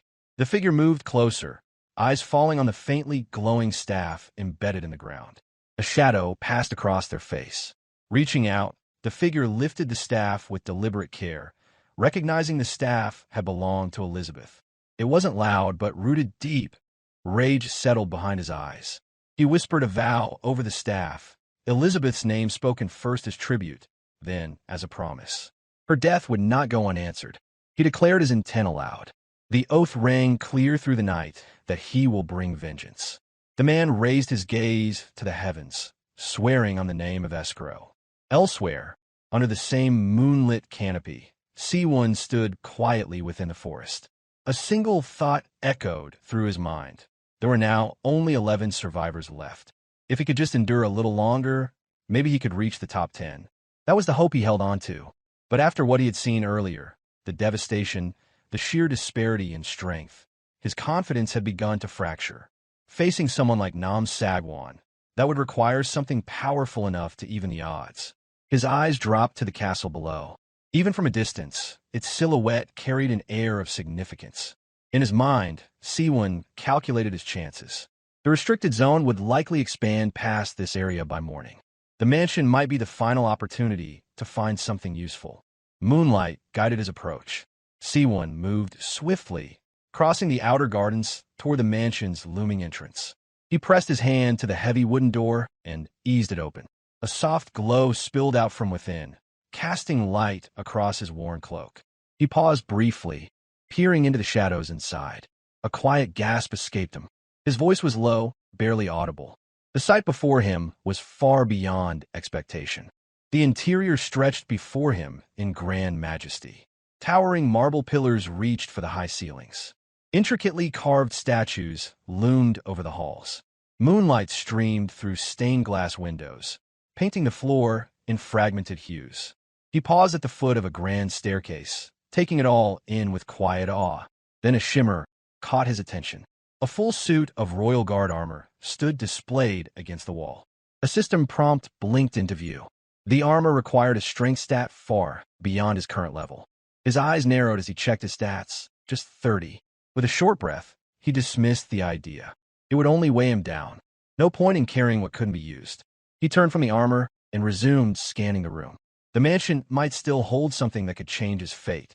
He resumed his search through the mansion's endless corridors, his voice low and persistent as he muttered that something useful had to be hidden within these halls. As his gaze swept across the room, a faint glimmer on one of the high shelves caught his attention. Approaching cautiously, he reached up and pulled the item down. A glowing bottle sat in his hands, pulsing gently with energy. As he examined it, a system notification materialized before his eyes. Elixir of Insight increases internal energy. Excitement surged through him. His voice trembled slightly, though no one else was present to hear it. He glanced around the vast hall again, still struggling to believe what he had found. And the surprises hadn't stopped. As he ventured deeper, Sewoon's eyes locked onto something else. A glowing book lying on a pedestal, radiating gentle light. Acquired. Secrets of the Unbreakable Fist. Martial Arts Manual. The mansion truly was a vault of rare and powerful gear. He felt his voice rise involuntarily, filled with amazement. After the trials he had endured, stumbling into a place like this seemed surreal. As his steps echoed softly on the marble floor, he began to plan. Then something shifted. His eyes dropped to the floor, where something strange caught his eye, a hatch partially concealed beneath a nearby rug. Before he could act further, a deafening explosion erupted from beneath him. Flames surged upward, debris ripping through the space in violent arcs of red and yellow. Heat slammed into his body as a roaring blast filled the corridor. Sewoon's limbs froze, the sheer force of the explosion momentarily paralyzing him. His ears rang as the light flared, scattering shards of masonry through the air. He was airborne before he even knew it. The shockwave hurled him back, his form twisting mid-flight. His voice broke free instinctively in a panicked shout, the fire chasing him down the hallway. He hit the ground hard, sliding across the stone as heat scorched past him. The pain was sharp, but the panic sharper. Then, another explosion. Behind him, the second blast struck like a hammer, sending him hurtling once again. His body spun, flames licking at his sides, his senses overwhelmed. He didn't think he couldn't. Instinct took over, so he ducked low. He launched himself toward a patch of brush just outside the castle. Panting hard, he dared to peek through the branches. The chaos behind him still glowed, but the immediate danger seemed to have passed. He looked around warily, brain racing to piece together what had just happened. Then, through the smoke and rising heat, he spotted movement. A figure appeared on the edge of the blast zone. His breath caught in his throat. Long blonde hair danced in the breeze. An ornate staff pulsed softly in the man's grip. Magic still lingered on its surface. Amid the searing flames, Escrow stood unshaken. His gaze remained fixed on the figure ahead, now barely visible beyond the distortion of heat and smoke. The one who faced him now had not reached this point through luck alone. Sagwan stood firm at the center of the scorched earth, flames dancing along the edges of his silhouette. The embers fluttered between them as Sagwan's voice cut through the air. If Escrow had time to posture and preach, then he should be using it to attack. Without waiting for a reply, Sagwan dropped into a combat stance. Muscles coiled, eyes honed in, his form radiated raw intention. He was ready. Across from him, Escrow narrowed his eyes and smirked. The mage responded with venom in his tone, a sharp retort filled with taunting defiance. The air between them bristled as their hostility ignited into something volatile. Sagwan barked a grin in reply, his expression unfazed. His glare sharpened further as he hurled his own insult. Hidden behind the bushes, Sewoon watched in stunned silence. The two monsters before him carried the weight of something far beyond any conflict he had encountered so far. The one who had caused so much chaos was just a kid. From the opposite end of the battlefield, Escrow's voice rang out. He called Sagwan an impudent brat, his words laced with scorn as he tightened his grip on the ornate staff in his hands. The air around him shimmered with building energy. Sewoon tensed in the undergrowth, his breath catching as the temperature shifted. Raising his staff toward the sky, Escrow invoked the incantation with absolute authority. His voice echoed like thunder, announcing his command as the heavens above responded. Dark clouds gathered with unnatural speed. Lightning danced through the forming storm. A blinding flash split the sky. Thunder cracked like the roar of a titan as a colossal bolt of lightning crashed down from the stormfront. The spell had been cast. Aimed with unerring precision, the bolt hurtled toward its target with devastating intent. But Sagwan had already moved.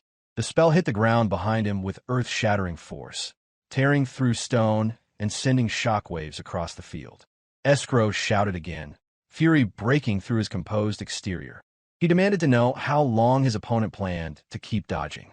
His voice cracked like a whip, and this time, he invoked Elizabeth's name, challenging his foe to face him directly.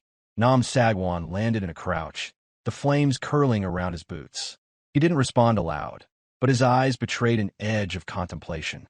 Even in the Central Plains, where countless battles had shaped him, he had never faced something quite like this. Across the field, Escrow gritted his teeth. Frustration pushed past restraint as he growled out his next insult, branding Sagwan as a rat-like coward. With a forceful sweep of his arms, he summoned another surge of magic. The sky above cracked open again, light fracturing in all directions. Unleashing everything, Escrow bellowed a final declaration. He would end it here, finish this opponent once and for all. His form rose into the sky, wreathed in blinding light. Lightning coiled around him like a crown. From above, they descended like a divine retribution, thunder spiraling with his motion.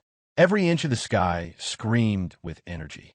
Bolts tore through the clouds, converging on his outstretched arms. Sagwan's eyes widened, his breath caught for a fraction of a second.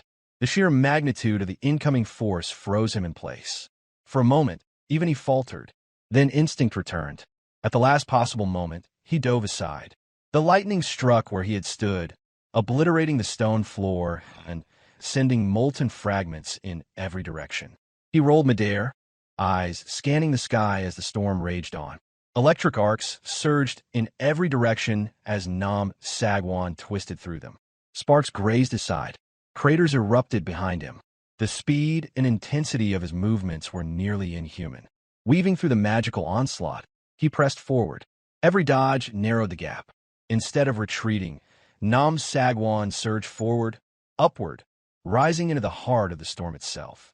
Bolts of energy flashed past him, searing through the air, but he pressed on, his form cutting through the chaos with unwavering intent. The earth below was engulfed in blinding light as another bolt struck down, but Sagwan did not falter. Power coiled around him, raw and electric. He twisted midair, preparing a counterstrike, his movements fluid and calculated. Escrow's eyes widened in disbelief as he watched the figure rise through the heart of the very storm he had summoned. Sagwan had bypassed the devastating spell completely. Crackling blue energy surged through Sagwan's arm as he launched his next move. His hand ignited with power, and his gaze locked onto Escrow without hesitation. Escrow moved forward, swinging the staff with sudden aggression. A furious shout accompanied the blow as he demanded his opponent fall before him. The staff met not resistance as it clashed with Sagwan's strike.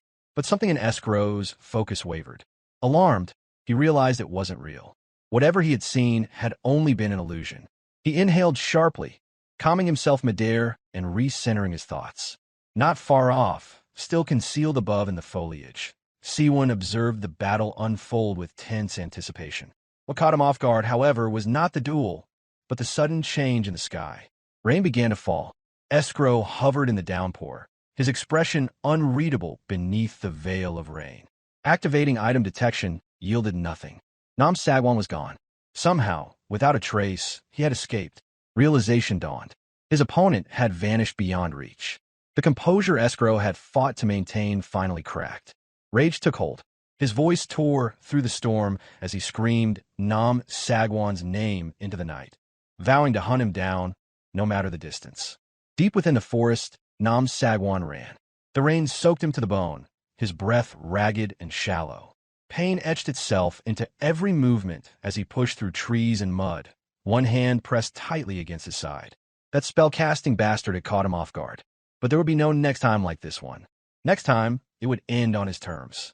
With a cold glare, Sagwan swore silently to end Escrow with his own hands.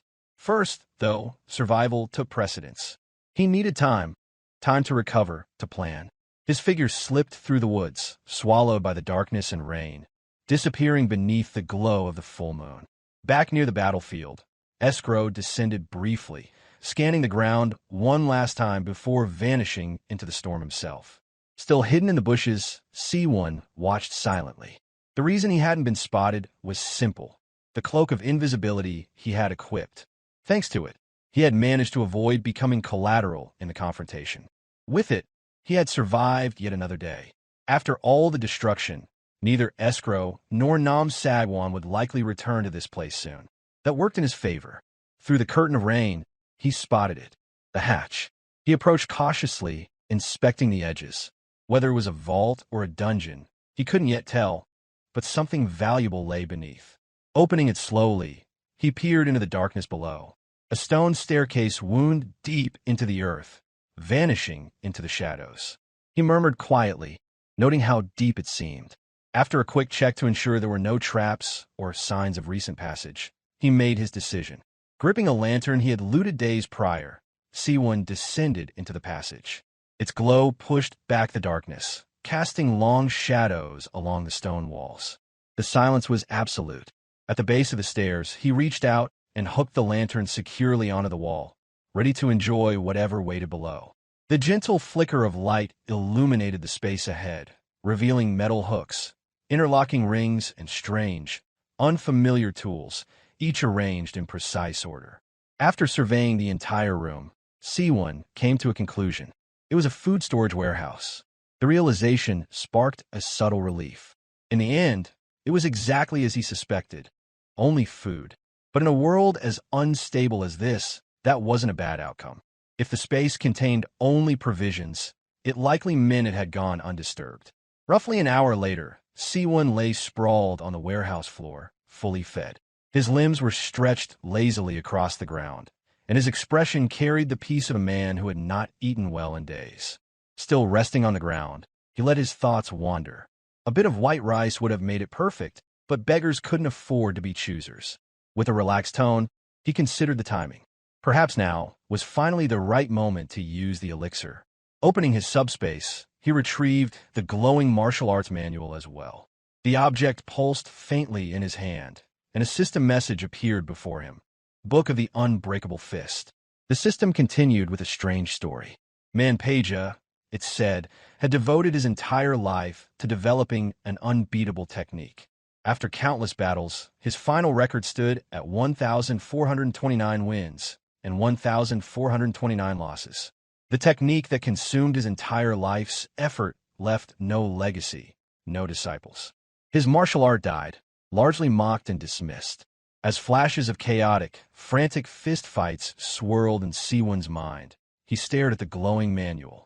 The absurdity of it left him momentarily stunned. Out of all the manuals in the world, this had to be the one he stumbled upon? Still, after a long pause, he opened the book. The light from its pages filled the room, washing across the stone walls in gentle waves. Ultimately, he chose to learn it.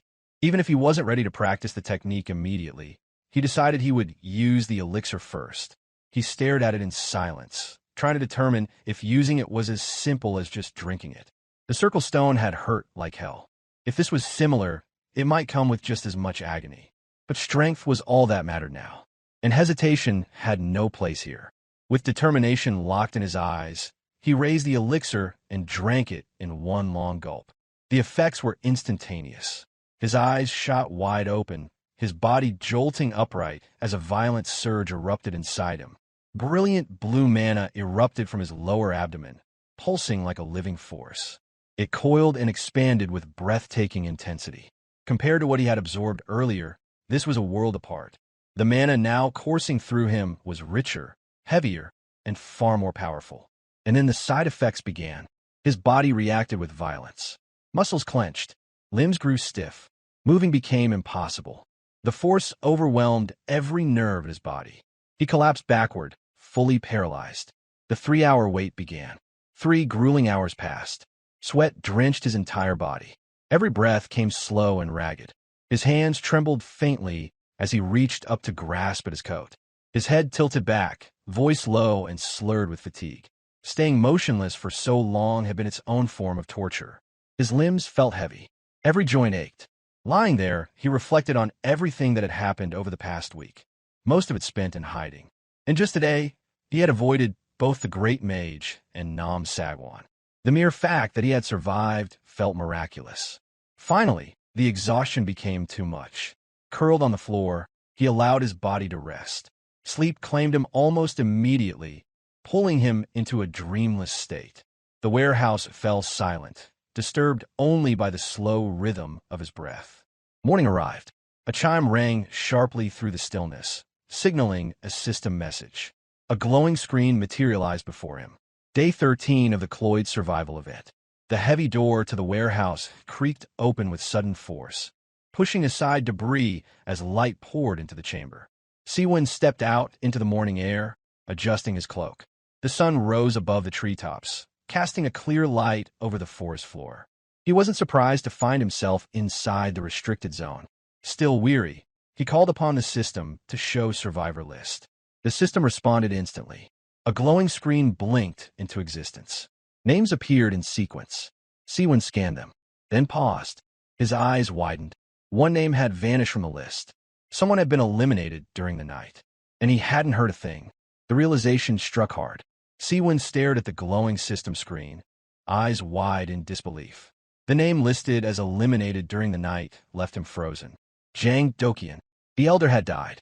His mind struggled to comprehend how someone like that could have met such an end. A question formed almost instinctively. Perhaps, thinking there was no imminent threat, the old man had attempted something absurd, an extreme training method, maybe one that went too far. His gaze swept across the shrinking map. Tension bled into his posture. The zone was closing in fast. Remaining in the top 10 meant avoiding elimination at all costs. Without hesitation, he walked forward, leaves scattering in his wake as he cut through the forest. His path was clear: survive, avoid combat, and hold position. For someone as comparatively weak as him, evasion and caution were the only means of survival.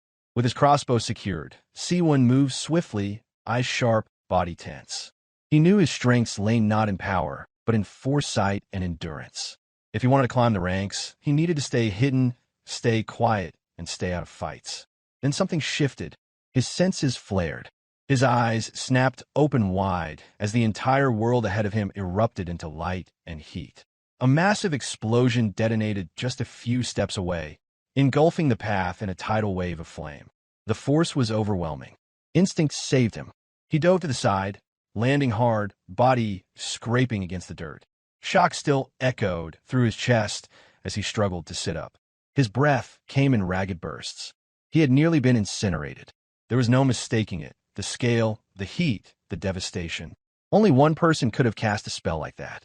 A name surfaced in his mind, and his breath caught. It could only be one person. Through the smoke and scorched air, a lone figure emerged from the epicenter of the blast. As the flames died down, the extent of the destruction became clear. The damage was monumental. Standing amidst the aftermath, framed by embers and ash, was a single figure. Escrow. The great mage stepped forward, eyes narrowing as he scanned the clearing. Something had tripped his item detection. At first, he had assumed it might be Sagwan, but this was someone else entirely. Sewoon gritted his teeth, frustration twisting across his face. He had allowed himself to get distracted, caught up in the exhilaration of his recently awakened inner energy, and had completely ignored his surroundings. Escrow addressed him calmly. He asked if Sewoon had any idea where Sagwan might be. Sewoon said nothing. Neither of them knew. Behind a nearby tree, perfectly still, someone was listening. Sagwan remained hidden, just out of view. Escrow's voice sharpened. With deliberate calm, he raised his staff. If the stranger before him knew nothing, then he had no use.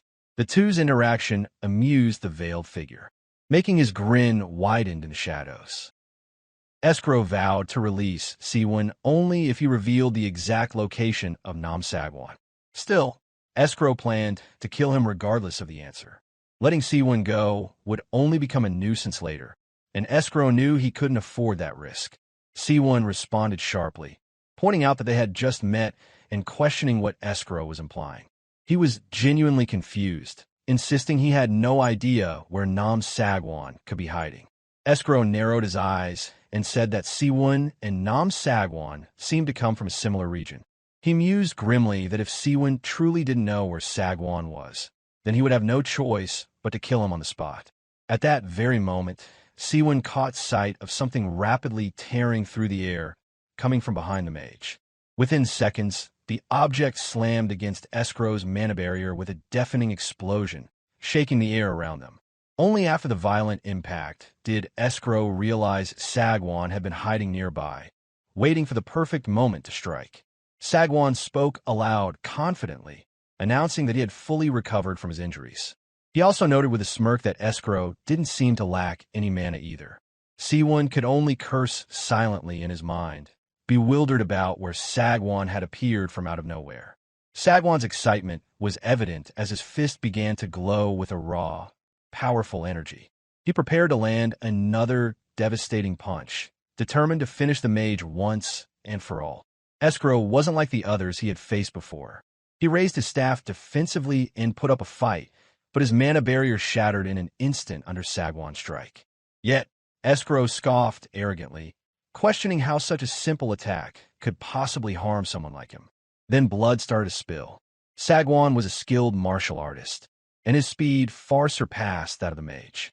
He spoke aloud, asking if Escrow had ever heard of enhanced energy, a rare martial art under arm energy that few had ever mastered. Sagwan went on to say that Escrow was the first person he had ever demonstrated this technique to in battle, telling him to consider himself honored. Without any resistance, Sagwan's arm passed through Escrow's neck. As he pulled back, blood sprayed freely while the mage screamed in pain without restraint. Escrow clutched his bloodied neck desperately, struggling to hold on as Sagwan declared that he wouldn't be chanting annoying spells anymore with a hole in his neck. Sagwan remarked that it was expected for someone like Escuro, the archmage, to make it into the top 5 fighters. Still, meeting Sagwan would become his greatest regret. Meanwhile, during the entire exchange, Sewoon had hidden himself using the night cloak. He felt fortunate that Sagwan had arrived when he did. While the two were distracted in their fight, Sewoon planned to escape quickly, though he was surprised to witness how brutal the battle's end would be. Sagwan relentlessly stabbed Escuro with enhanced energy, piercing flesh and bone without any resistance. Blood sprayed everywhere with each blow. His movements showed no hesitation, the hardened precision of a martial artist who had survived the toughest times in the martial world. As Sewoon watched the supposedly invincible archmage get utterly destroyed by Sagwan, he felt neither fear for Sagwan nor pity for Escuro. Instead, one thought rose above all others. He swallowed nervously, wondering if he could absorb their life energy, how powerful he might become. Throughout the massacre, Escuro endured far longer than anyone expected given his injuries and condition. Using voice transmission, Escuro revealed that the person Sagwan had killed, Elizabeth, was his most beloved apprentice. Sagwan scoffed dismissively, brushing the blood off his hand as he noted that Escuro was speaking inside his head. Escuro continued, explaining that when she was kicked out of the academy, she was not recognized by the academic society simply because she was a woman. He expressed regret that he had not stopped her at that crucial time. Sagwan scoffed again, saying that if she truly was a woman, there was no way he wouldn't have noticed it. He suggested she might have looked no different from a man, dismissing the claim with a harsh tone. A sinister smile slowly spread across Escuro's bloodied and battered lips as he declared that now he could finally silence Sagwan's filthy mouth for good. Sagwan remained completely unaware of the mage's true intentions. Nearby, Sewoon caught sight of something shifting behind the thick clouds. Suddenly, the entire area lit up with an eerie glow, and Sewoon could only wonder what mysterious force was hidden behind those glowing clouds above. As if the sun itself were slowly descending, the clouds covering the area began to brighten ominously. The moment the meteor broke through the cloud line, a massive fiery object plunged through the air with terrifying speed. The mage had summoned something capable of devastating the entire area in the blink of an eye. Escuro stood completely emotionless, having already cast his spell. All that remained was to watch it burn the man who had killed his beloved disciple. Sagwan cursed bitterly under his breath, questioning how Escuro could be casting a spell in such a weakened and battered state, noting with disbelief that he couldn't even properly chant anymore. Through voice transmission, Escuro's cold voice rang out, declaring it to be the ultimate spell only an archmage could cast. Armageddon, paid for with both mana and life energy. The searing heat quickly became unbearable, and Sagwan darted away, desperately trying to escape the impact zone while hurling furious curses at Escuro, calling him an insane bastard. Sewoon was already on his feet, scrambling to flee as well, regretting his choice to watch instead of running earlier. At the moment of impact, Escuro expressed softly how nice it would be to see Elizabeth again. His form began to disintegrate, his final wish to see her one last time. Once his form fully vanished, only a wooden box remained where he had stood, marking the moment Escuro was sent back to the lobby. The meteor collided violently with the ground, causing a massive explosion and fire that radiated outward without any restraint. From a distance, another elf watched the devastating spell descend into the earth, musing thoughtfully that whoever wielded such power must be someone he was very familiar with. After the impact, Sewoon lay bloodied and barely clinging to life. He cursed himself bitterly, thinking that if he had fled earlier, he might have escaped unscathed. His greed for the mage's life energy had cost him dearly. With his remaining strength, he reached into his subspace inventory and pulled out a healing scroll. He was determined not to die a meaningless death in this place. Using his mouth, he carefully tore open several healing scrolls. Thanks to his meticulous looting, he had plenty of these. Otherwise, he would have surely bled out and died. Afterward, he crawled away from the devastation, barely making it out alive.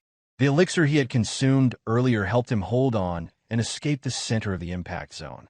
Still, he cursed silently at the lingering pain that refused to fade, even after healing himself. Breaking a few more healing scrolls, Sewoon finally managed to stand and breathe more easily. Looking around, he realized he had burned through nearly all his save healing scrolls and would now need to farm more. He opened the player count window, and, with a soft chime, the notification appeared. It informed him that escrow had died at Sagwan's hands. Sewoon felt a deep pang of regret that he had failed to steal the mage's life energy, seemingly forgetting how close he had come to death moments earlier. Something else caught his attention. The notification that Sagwan had died was nowhere to be found, suggesting the martial artist was still alive. Then Sewoon heard it, a desperate cry for help. With a rustle of foliage, Sewoon cautiously moved toward the direction for which the faint, desperate cry for help echoed. Each step brought the sound into sharper focus, growing louder and more urgent. The moment Sewoon brushed aside the thick leaves, he finally saw the scene before him. Sagwan lay barely alive on the ground, his limbs severed and mangled, his blood soaking the earth in a vivid crimson. Despite his pain, he struggled to tear open a healing scroll clenched between his teeth. Just one scroll was enough to help restore the circulation of his life energy. Realization dawned on Sewoon. Of course, it would have been nearly impossible to dodge a meteor aimed directly at him. Now, with both arms useless, Sagwan was powerless to open the healing scroll himself. Sagwan cried out, his voice weak but determined, that he couldn't die like this. Calling out feebly to Sewoon, he pleaded for help in tearing open the healing scroll. Sewoon simply asked whether he was truly Nam Sagwan. The martial artist jolted in surprise that someone had recognized him. Sewoon continued, saying he had always wondered what kind of gear Sagwan used to become so strong every time his name appeared in the kill log. He had believed Sagwan would dominate the entire game, and to see him in such a broken state was almost unbelievable. Sagwan, too weak even to bite through the healing scroll, promised that if Sewoon helped him heal, he would make Sewoon the winner.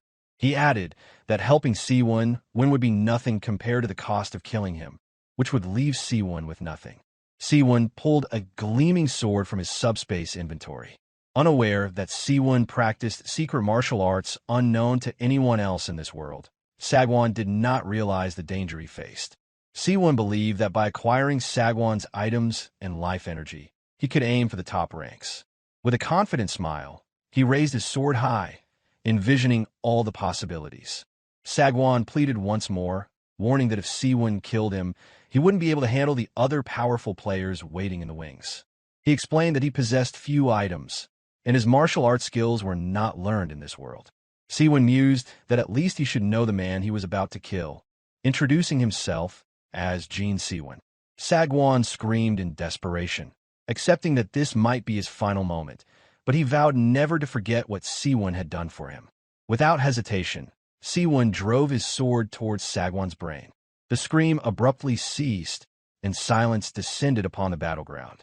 That was how Sewoon, a man who had barely matched such a martial artist, managed to kill such a formidable figure. Sewoon cursed the strange circumstances, feeling guilty because Sagwan's appearance was almost childlike. Then he felt it. The life energy that had belonged to Sagwan surged powerfully toward him. The martial art bestowed by an elder allowed Sewoon to sense and absorb his enemy's life energy. As he absorbed it, he mused aloud at the immense amount rushing into his body. Sewoon smiled, thinking that Sagwan was practically a human elixir. Killing him had flooded Sewoon's dantian with an overwhelming surge of internal energy. At that moment, the rest of the players received the notification. The expert at hiding, the distant warrior, the hero from a fantasy world, and the elf archer on their adventure all saw that Nam Sagwan had been slain by Jin Seawoon, leaving only 8 players remaining on the battleground. Perched on a massive tree branch, the elf mused aloud that with the tiger slain, the foxes would now run rampant. Sewoon couldn't help but to stood in awe of the immense strength coursing through him. The internal energy he had absorbed from Nam Sagwan was nothing short of extraordinary. With such power at his disposal, he felt invincible, confident he could now stand his ground against any adversary. He then shifted his attention to the wooden box that had appeared where Nam Sagwan's body had vanished. As he opened it, he reflected on Nam Sagwan's formidable strength. Surely, someone of that caliber wouldn't have wasted time farming for regular loot. A hint of disappointment lingered in his thoughts, anticipating an empty chest. However, his breath caught as he gazed upon the chest's contents. Inside were several rings, once worn by Nam Sagwan. One after another, Sewoon slid them onto his fingers, feeling his power surge with each new piece. The rings, rare class items, offered significant boosts: agility, strength, stamina, and magic resistance, with two identical ones enhancing the latter substantially. Sensing the immense stat gains, Sewoon reflected on Nam Sagwan's hypocrisy, recalling the martial artist's disdain for relying on gear despite his possession of such powerful items. After equipping the rings, Sewoon checked his character window. His status as both martial artist and mage was already formidable, but now, bolstered by his new equipment, his attributes had become monstrous. A burst of joy lit up his face as he celebrated his new strength, confident that victory in the game was within reach. Alongside the rings, he also possessed the elusive Knight Cloak, a garment so rare that few could detect its wearer. Among the spoils were several martial arts manuals, though they remained inaccessible due to their requirement for a specific internal cultivation technique. As he contemplated this, Sewoon sensed an approaching presence from behind. This time, rather than retreating or hiding, he remained where he stood, ready to test his newfound might. As he turned, he heard the chant of a spell from an approaching member of the Escrow Magic Corporation. Rather than evading, Sewoon braced himself, allowing the fire strike spell to hit him directly. Smoke curled around his figure as the mage emerged, voicing disbelief at Sewoon's apparent carelessness. The mage speculated aloud that Sewoon's previous victory over Nam Sagwan must have been pure luck, but Sewoon, unfazed, asked him to repeat his insult. The question startled the mage, who could not understand how Sewoon had survived the fire spell. Thanks to the dual magic resistance rings, which granted him a total of 90 points of resistance, the damage had been negligible. With a smirk, Sewoon dismissed the spell as nothing more than a harmless flash. He then began walking toward the mage. The sight of his approach sent the caster into a panic, demanding he stop and accusing him of trickery.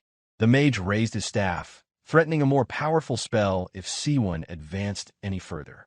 Sewoon continued being unfazed, knowing full well that only Escrow himself might pose a threat, and even then, at the cost of his own life.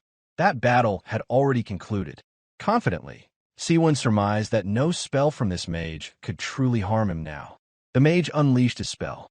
A fiery explosion burst forth, striking Sewoon directly in the chest. But once again, he remained unharmed, his magic resistance absorbing most of the damage.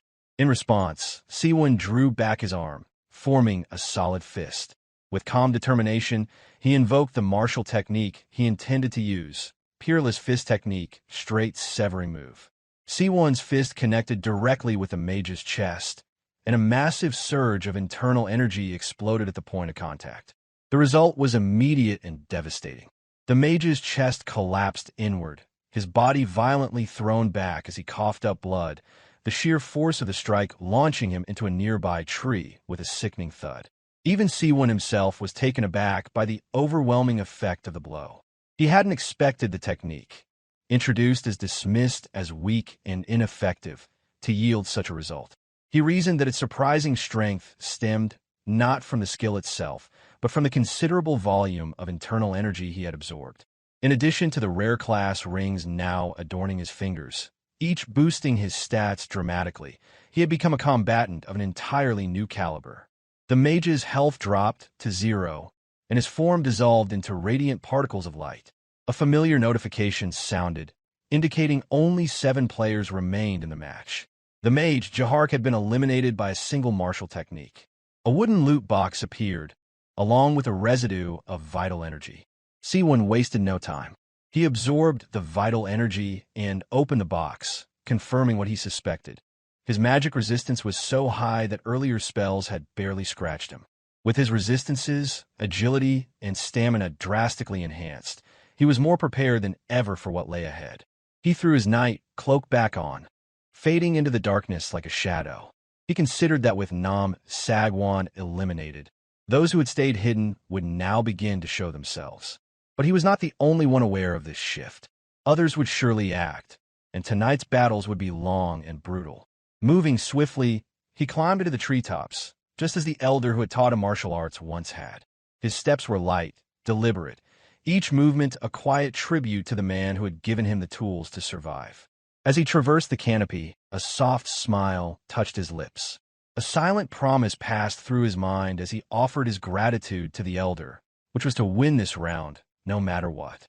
An hour later, the atmosphere within the safe zone was calm, though it held the tension of an impending storm.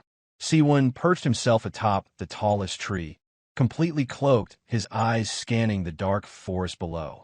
He had become a prime target by taking out one of the strongest players. His position was now not just one of strength, but also danger. Down below, Stanko, an enraged warrior and ally of Jahark, shouted furiously into the night. His voice echoed through the woods, demanding Sewoon reveal himself and face him in open combat. He hurled slurs and curses at every player he assumed was hiding.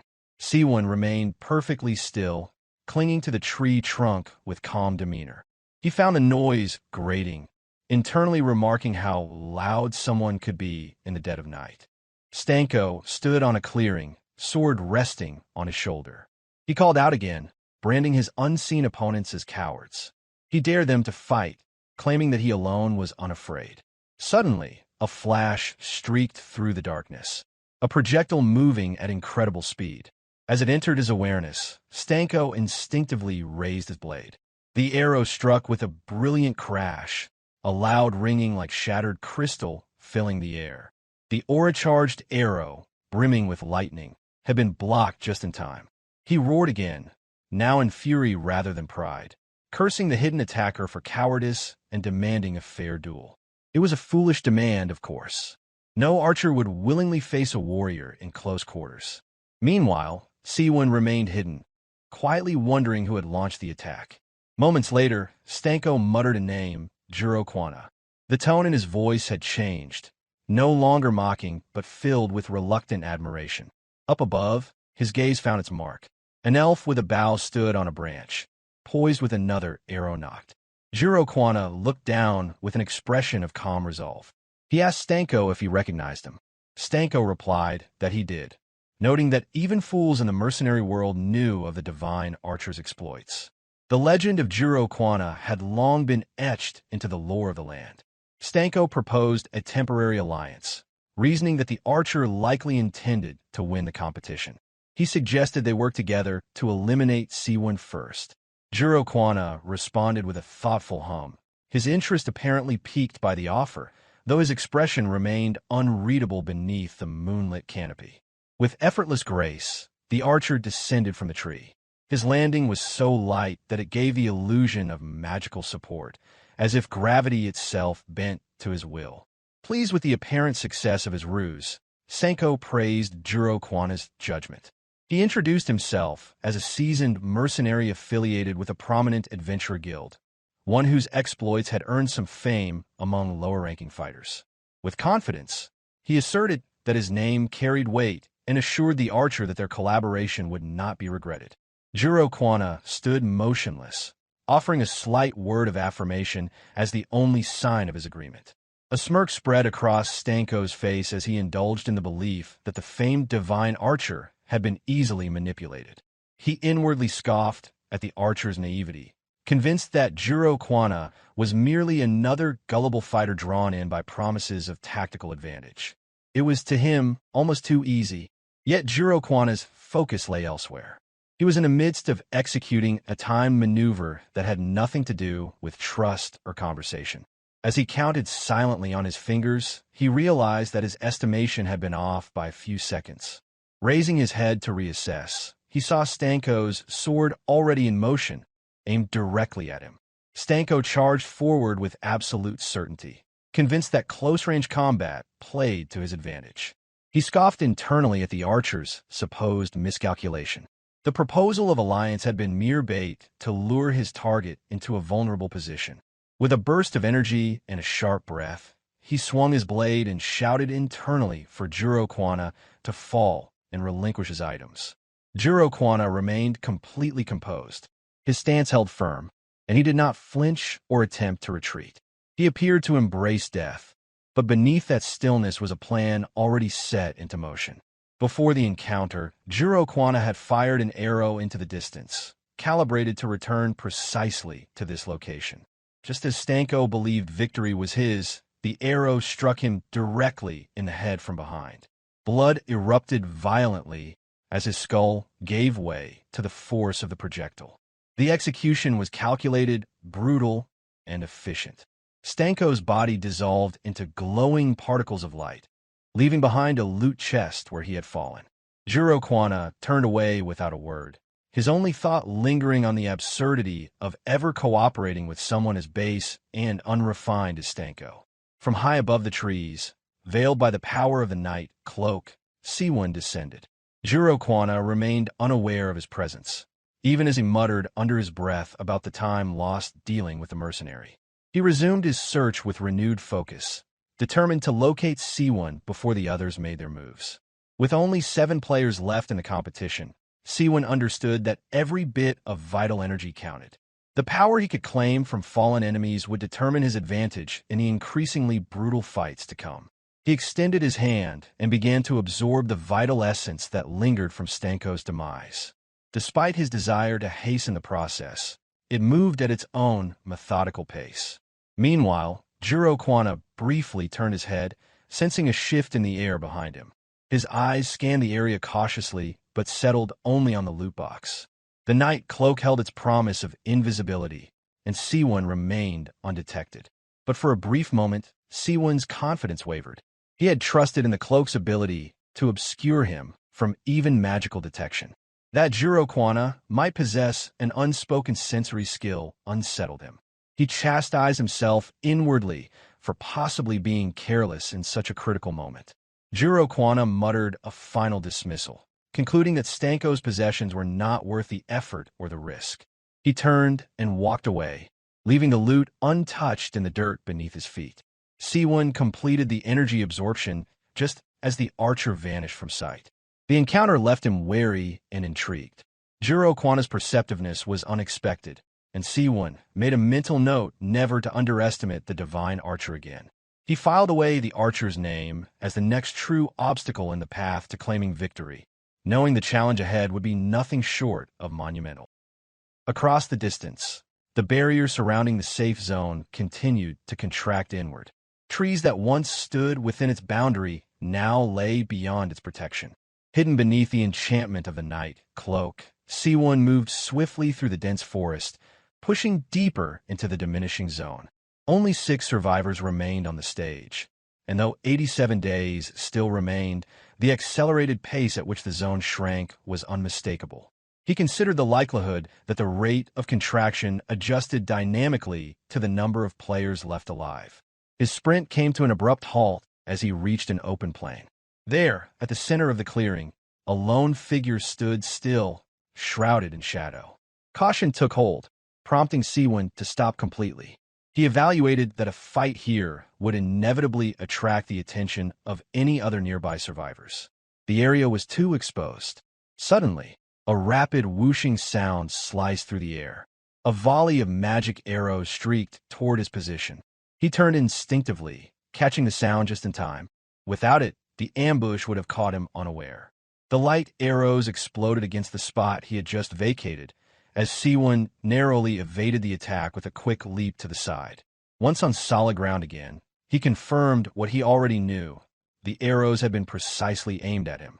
A chilling realization followed. His presence should have been completely masked by the night cloak. The attacker shouldn't have been able to detect him at all. Before he could fully process the thought, he looked up and saw another formation of magical energy gathering in the sky, preparing for a second assault. A silent curse echoed in his mind. There were too many projectiles now, and evading them all would be impossible. Dropping the concealment of his cloak, Sewoon assumed a combat stance. The only option left was to face the barrage head-on with martial force. There was no time to retreat. Backed into a corner, he chose to rely on his accumulated inner energy. Drawing deeply from the reserves housed in his core, Sewoon released a surge of power into his fist. With a defiant cry, he launched into Piercing Fist, a foundational move from the first chapter of the Unstoppable Fist technique. His energy collided with a cluster of incoming light arrows in a tremendous explosion. The shockwave scattered the attack, breaking the arrows into countless fragments that drifted harmlessly through the air. For a fleeting moment, Sewoon stood in awe. He had not expected to repel the assault so effectively and was briefly struck by how much stronger he had become. Strength surged into his legs as he launched himself into the air, determined to locate the source of the ambush. The power coursing through him made the movement feel effortless. The higher he climbed, the more of the forest unfolded beneath him. In moments, movement in the tree line caught his eye. Concealed in the shadows, a mage crouched low, clearly the one responsible for the magical attack. Stunned to see Sewoon unharmed, the mage muttered a curse under his breath. Every drop of mana had been poured into the spell, yet the target had emerged without injury. But the situation had already shifted. The mage failed to notice another presence closing in, someone who had sensed the earlier conflict and chosen to intervene. From behind, a blade pierced clean through the mage's chest. Blood sprayed in a wide arc, staining the forest floor beneath a sudden hush. The mage reeled in disbelief, unable to comprehend how the incoming strike had gone unnoticed. He couldn't believe what was happening. After all, even Sewoon, cloaked under the night cloak, had been noticed by his keen senses. From the shadows, the assassin's voice emerged, offering a brief reprimand. He remarked for the mage should have reserved enough mana for detection, or at least a barrier spell. It was, he added, a basic precaution. The assassin then noted, with a detached finality, that stealth was the very essence of his craft. Erasure of presence was not a skill, it was second nature. With those words, he delivered a cold farewell, bidding the mage rest in peace. Moments later, the mage's body dissolved into a shimmer of radiant particles, leaving behind a wooden box, the standard sign of elimination. A system notification soon confirmed it with only 5 survivors remained. The kill had been swift. Sewoon landed on the ground just as the mage vanished. The mage's acute senses had forced him to drop his concealment, but now the assassin, too, had stepped out of hiding. A confrontation in the open now was unavoidable. Now revealed, the assassin voiced his assumption. The man standing before him had to be Sewoon. A quick glance confirmed his suspicion. Without waiting for confirmation, he commented that Sewoon's identity wasn't a secret anymore. After all, anyone who had taken down Sagwan, the top-ranked public enemy, had become known across the battlefield. The full moon cast its light across the clearing. Sewoon held his stance, fully aware that the assassin's presence meant danger. The man theorized aloud that the remaining competitors must be desperate to hunt down a threat like Sewoon. No reply came. Sewoon said nothing. With a sinister calm, the assassin lowered into his combat stance, casually suggesting that Sewoon give up and die quietly. There was no point resisting, he claimed, because once he set his sights on a target, he never failed. Then the assassin moved, his silhouette distorting as he burst forward with speed only a seasoned killer could achieve. Sewoon moved just as fast. Blades flashed. Twin crescent weapons sliced through the air with lethal precision. The man's killing intent was palpable, silent, focused, and deadly. Sewoon braced for impact, arms raised, relying solely on his martial arts and inner energy. As the distance closed, the assassin judged his opponent's movements to be too slow. His blades cut with brutal clarity, intent on ending the battle with a single strike. Steel clashed with flesh, and blood sprayed through the air. His target didn't fall, but he had noticed something on Sewoon's hand, the rings prompting temptation to rise within the man's mind, and he shifted his blades to sever the hand at the last moment. Though protected by a shield of inner energy, Sewoon felt a jolt of pain radiate through his arm. Even with reinforcement, the impact was far from negligible. In that moment, he recognized the assassin's strength it was formidable and not to be underestimated. The attacker seemed impressed, casually commenting on the durability of Sewoon's arm.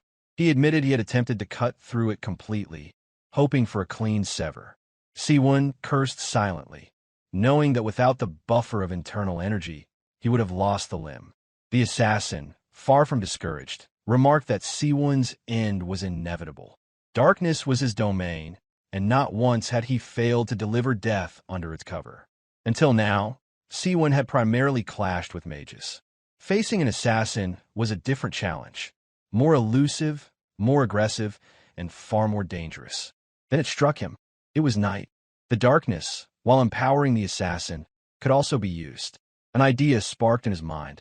The assassin reset his posture, crescent blades glinting beneath the moonlight.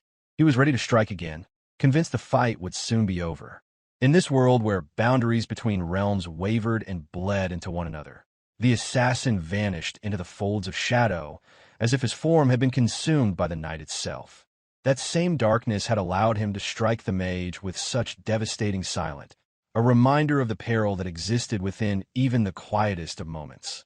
Before Sewoon could form a complete thought, the man reemerged at his side, gaze sharp and unblinking as it tracked every subtle motion. Without hesitation, the assassin swung his sword. The blade cut effortlessly through Sewoon's form. No resistance, no blood. It was only an afterimage. The tables had turned.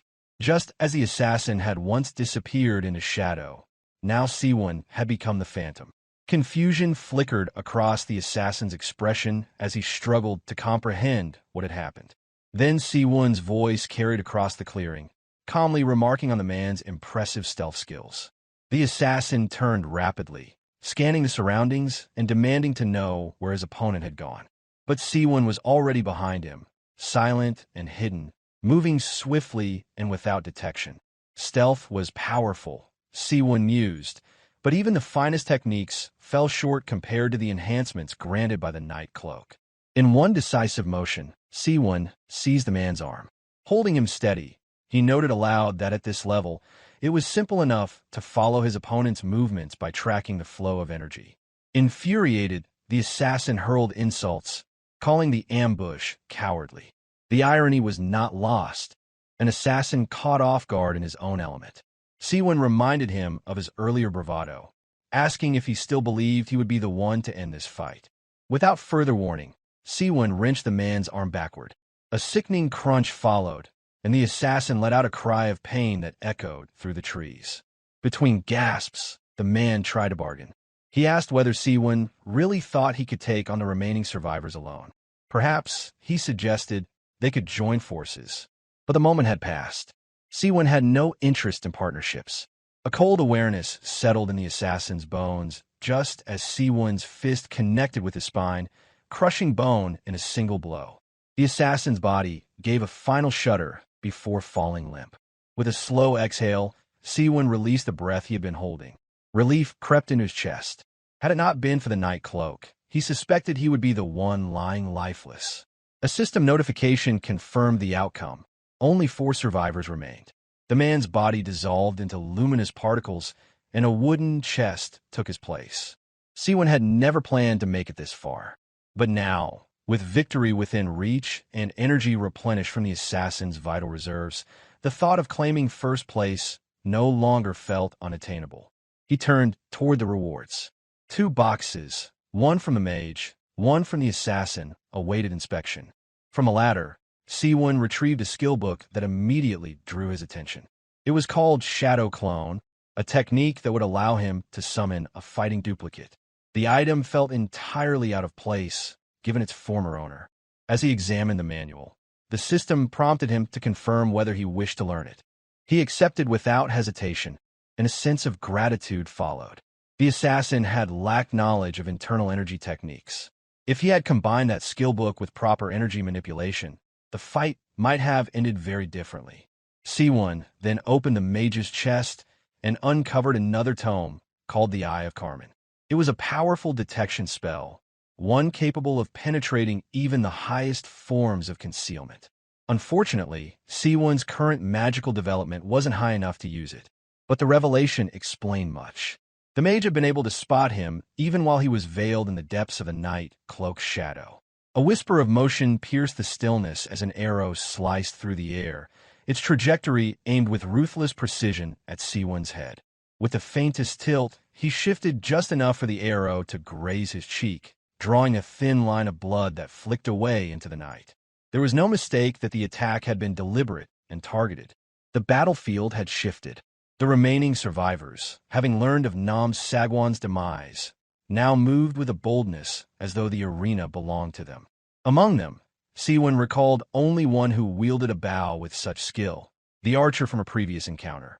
Before he could reflect further, the sky erupted. A massive glacier roared across the skies, splitting the dark and lighting up the landscape in a spectral glow. He barely had time to breathe, and another attacker had entered the fray. A bitter curse escaped him. This brand of magic was unfamiliar, colder, and more alien than anything he had faced before. Whoever unleashed it was no ordinary combatant. There was no time to retreat. Realizing this, he focused all his inner strength into his fist.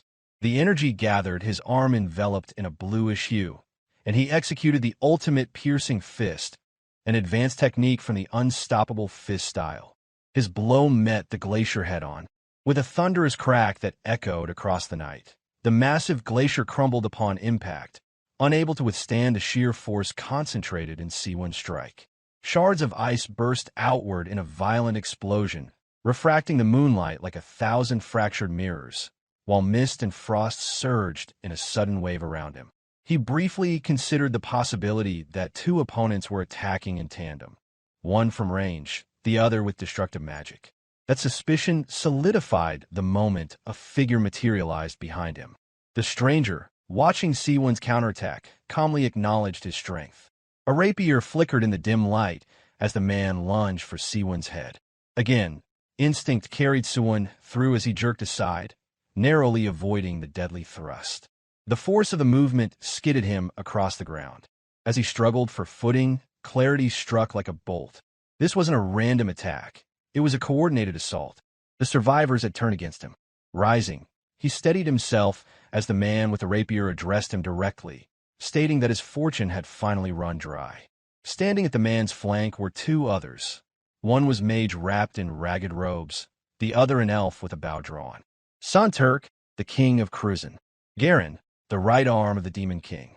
Juro Kwana, the divine archer. All converging with a single goal, eliminating the one who had felled Sagwan. Against them stood Sewoon, a man of no lineage, no title, armed only with resolve. The balance was dire. Even the night cloak, once his greatest asset in darkness, had lost its edge against such legendary adversaries. Scanning the field, surrounded and outnumbered, all he could do was curse in silence.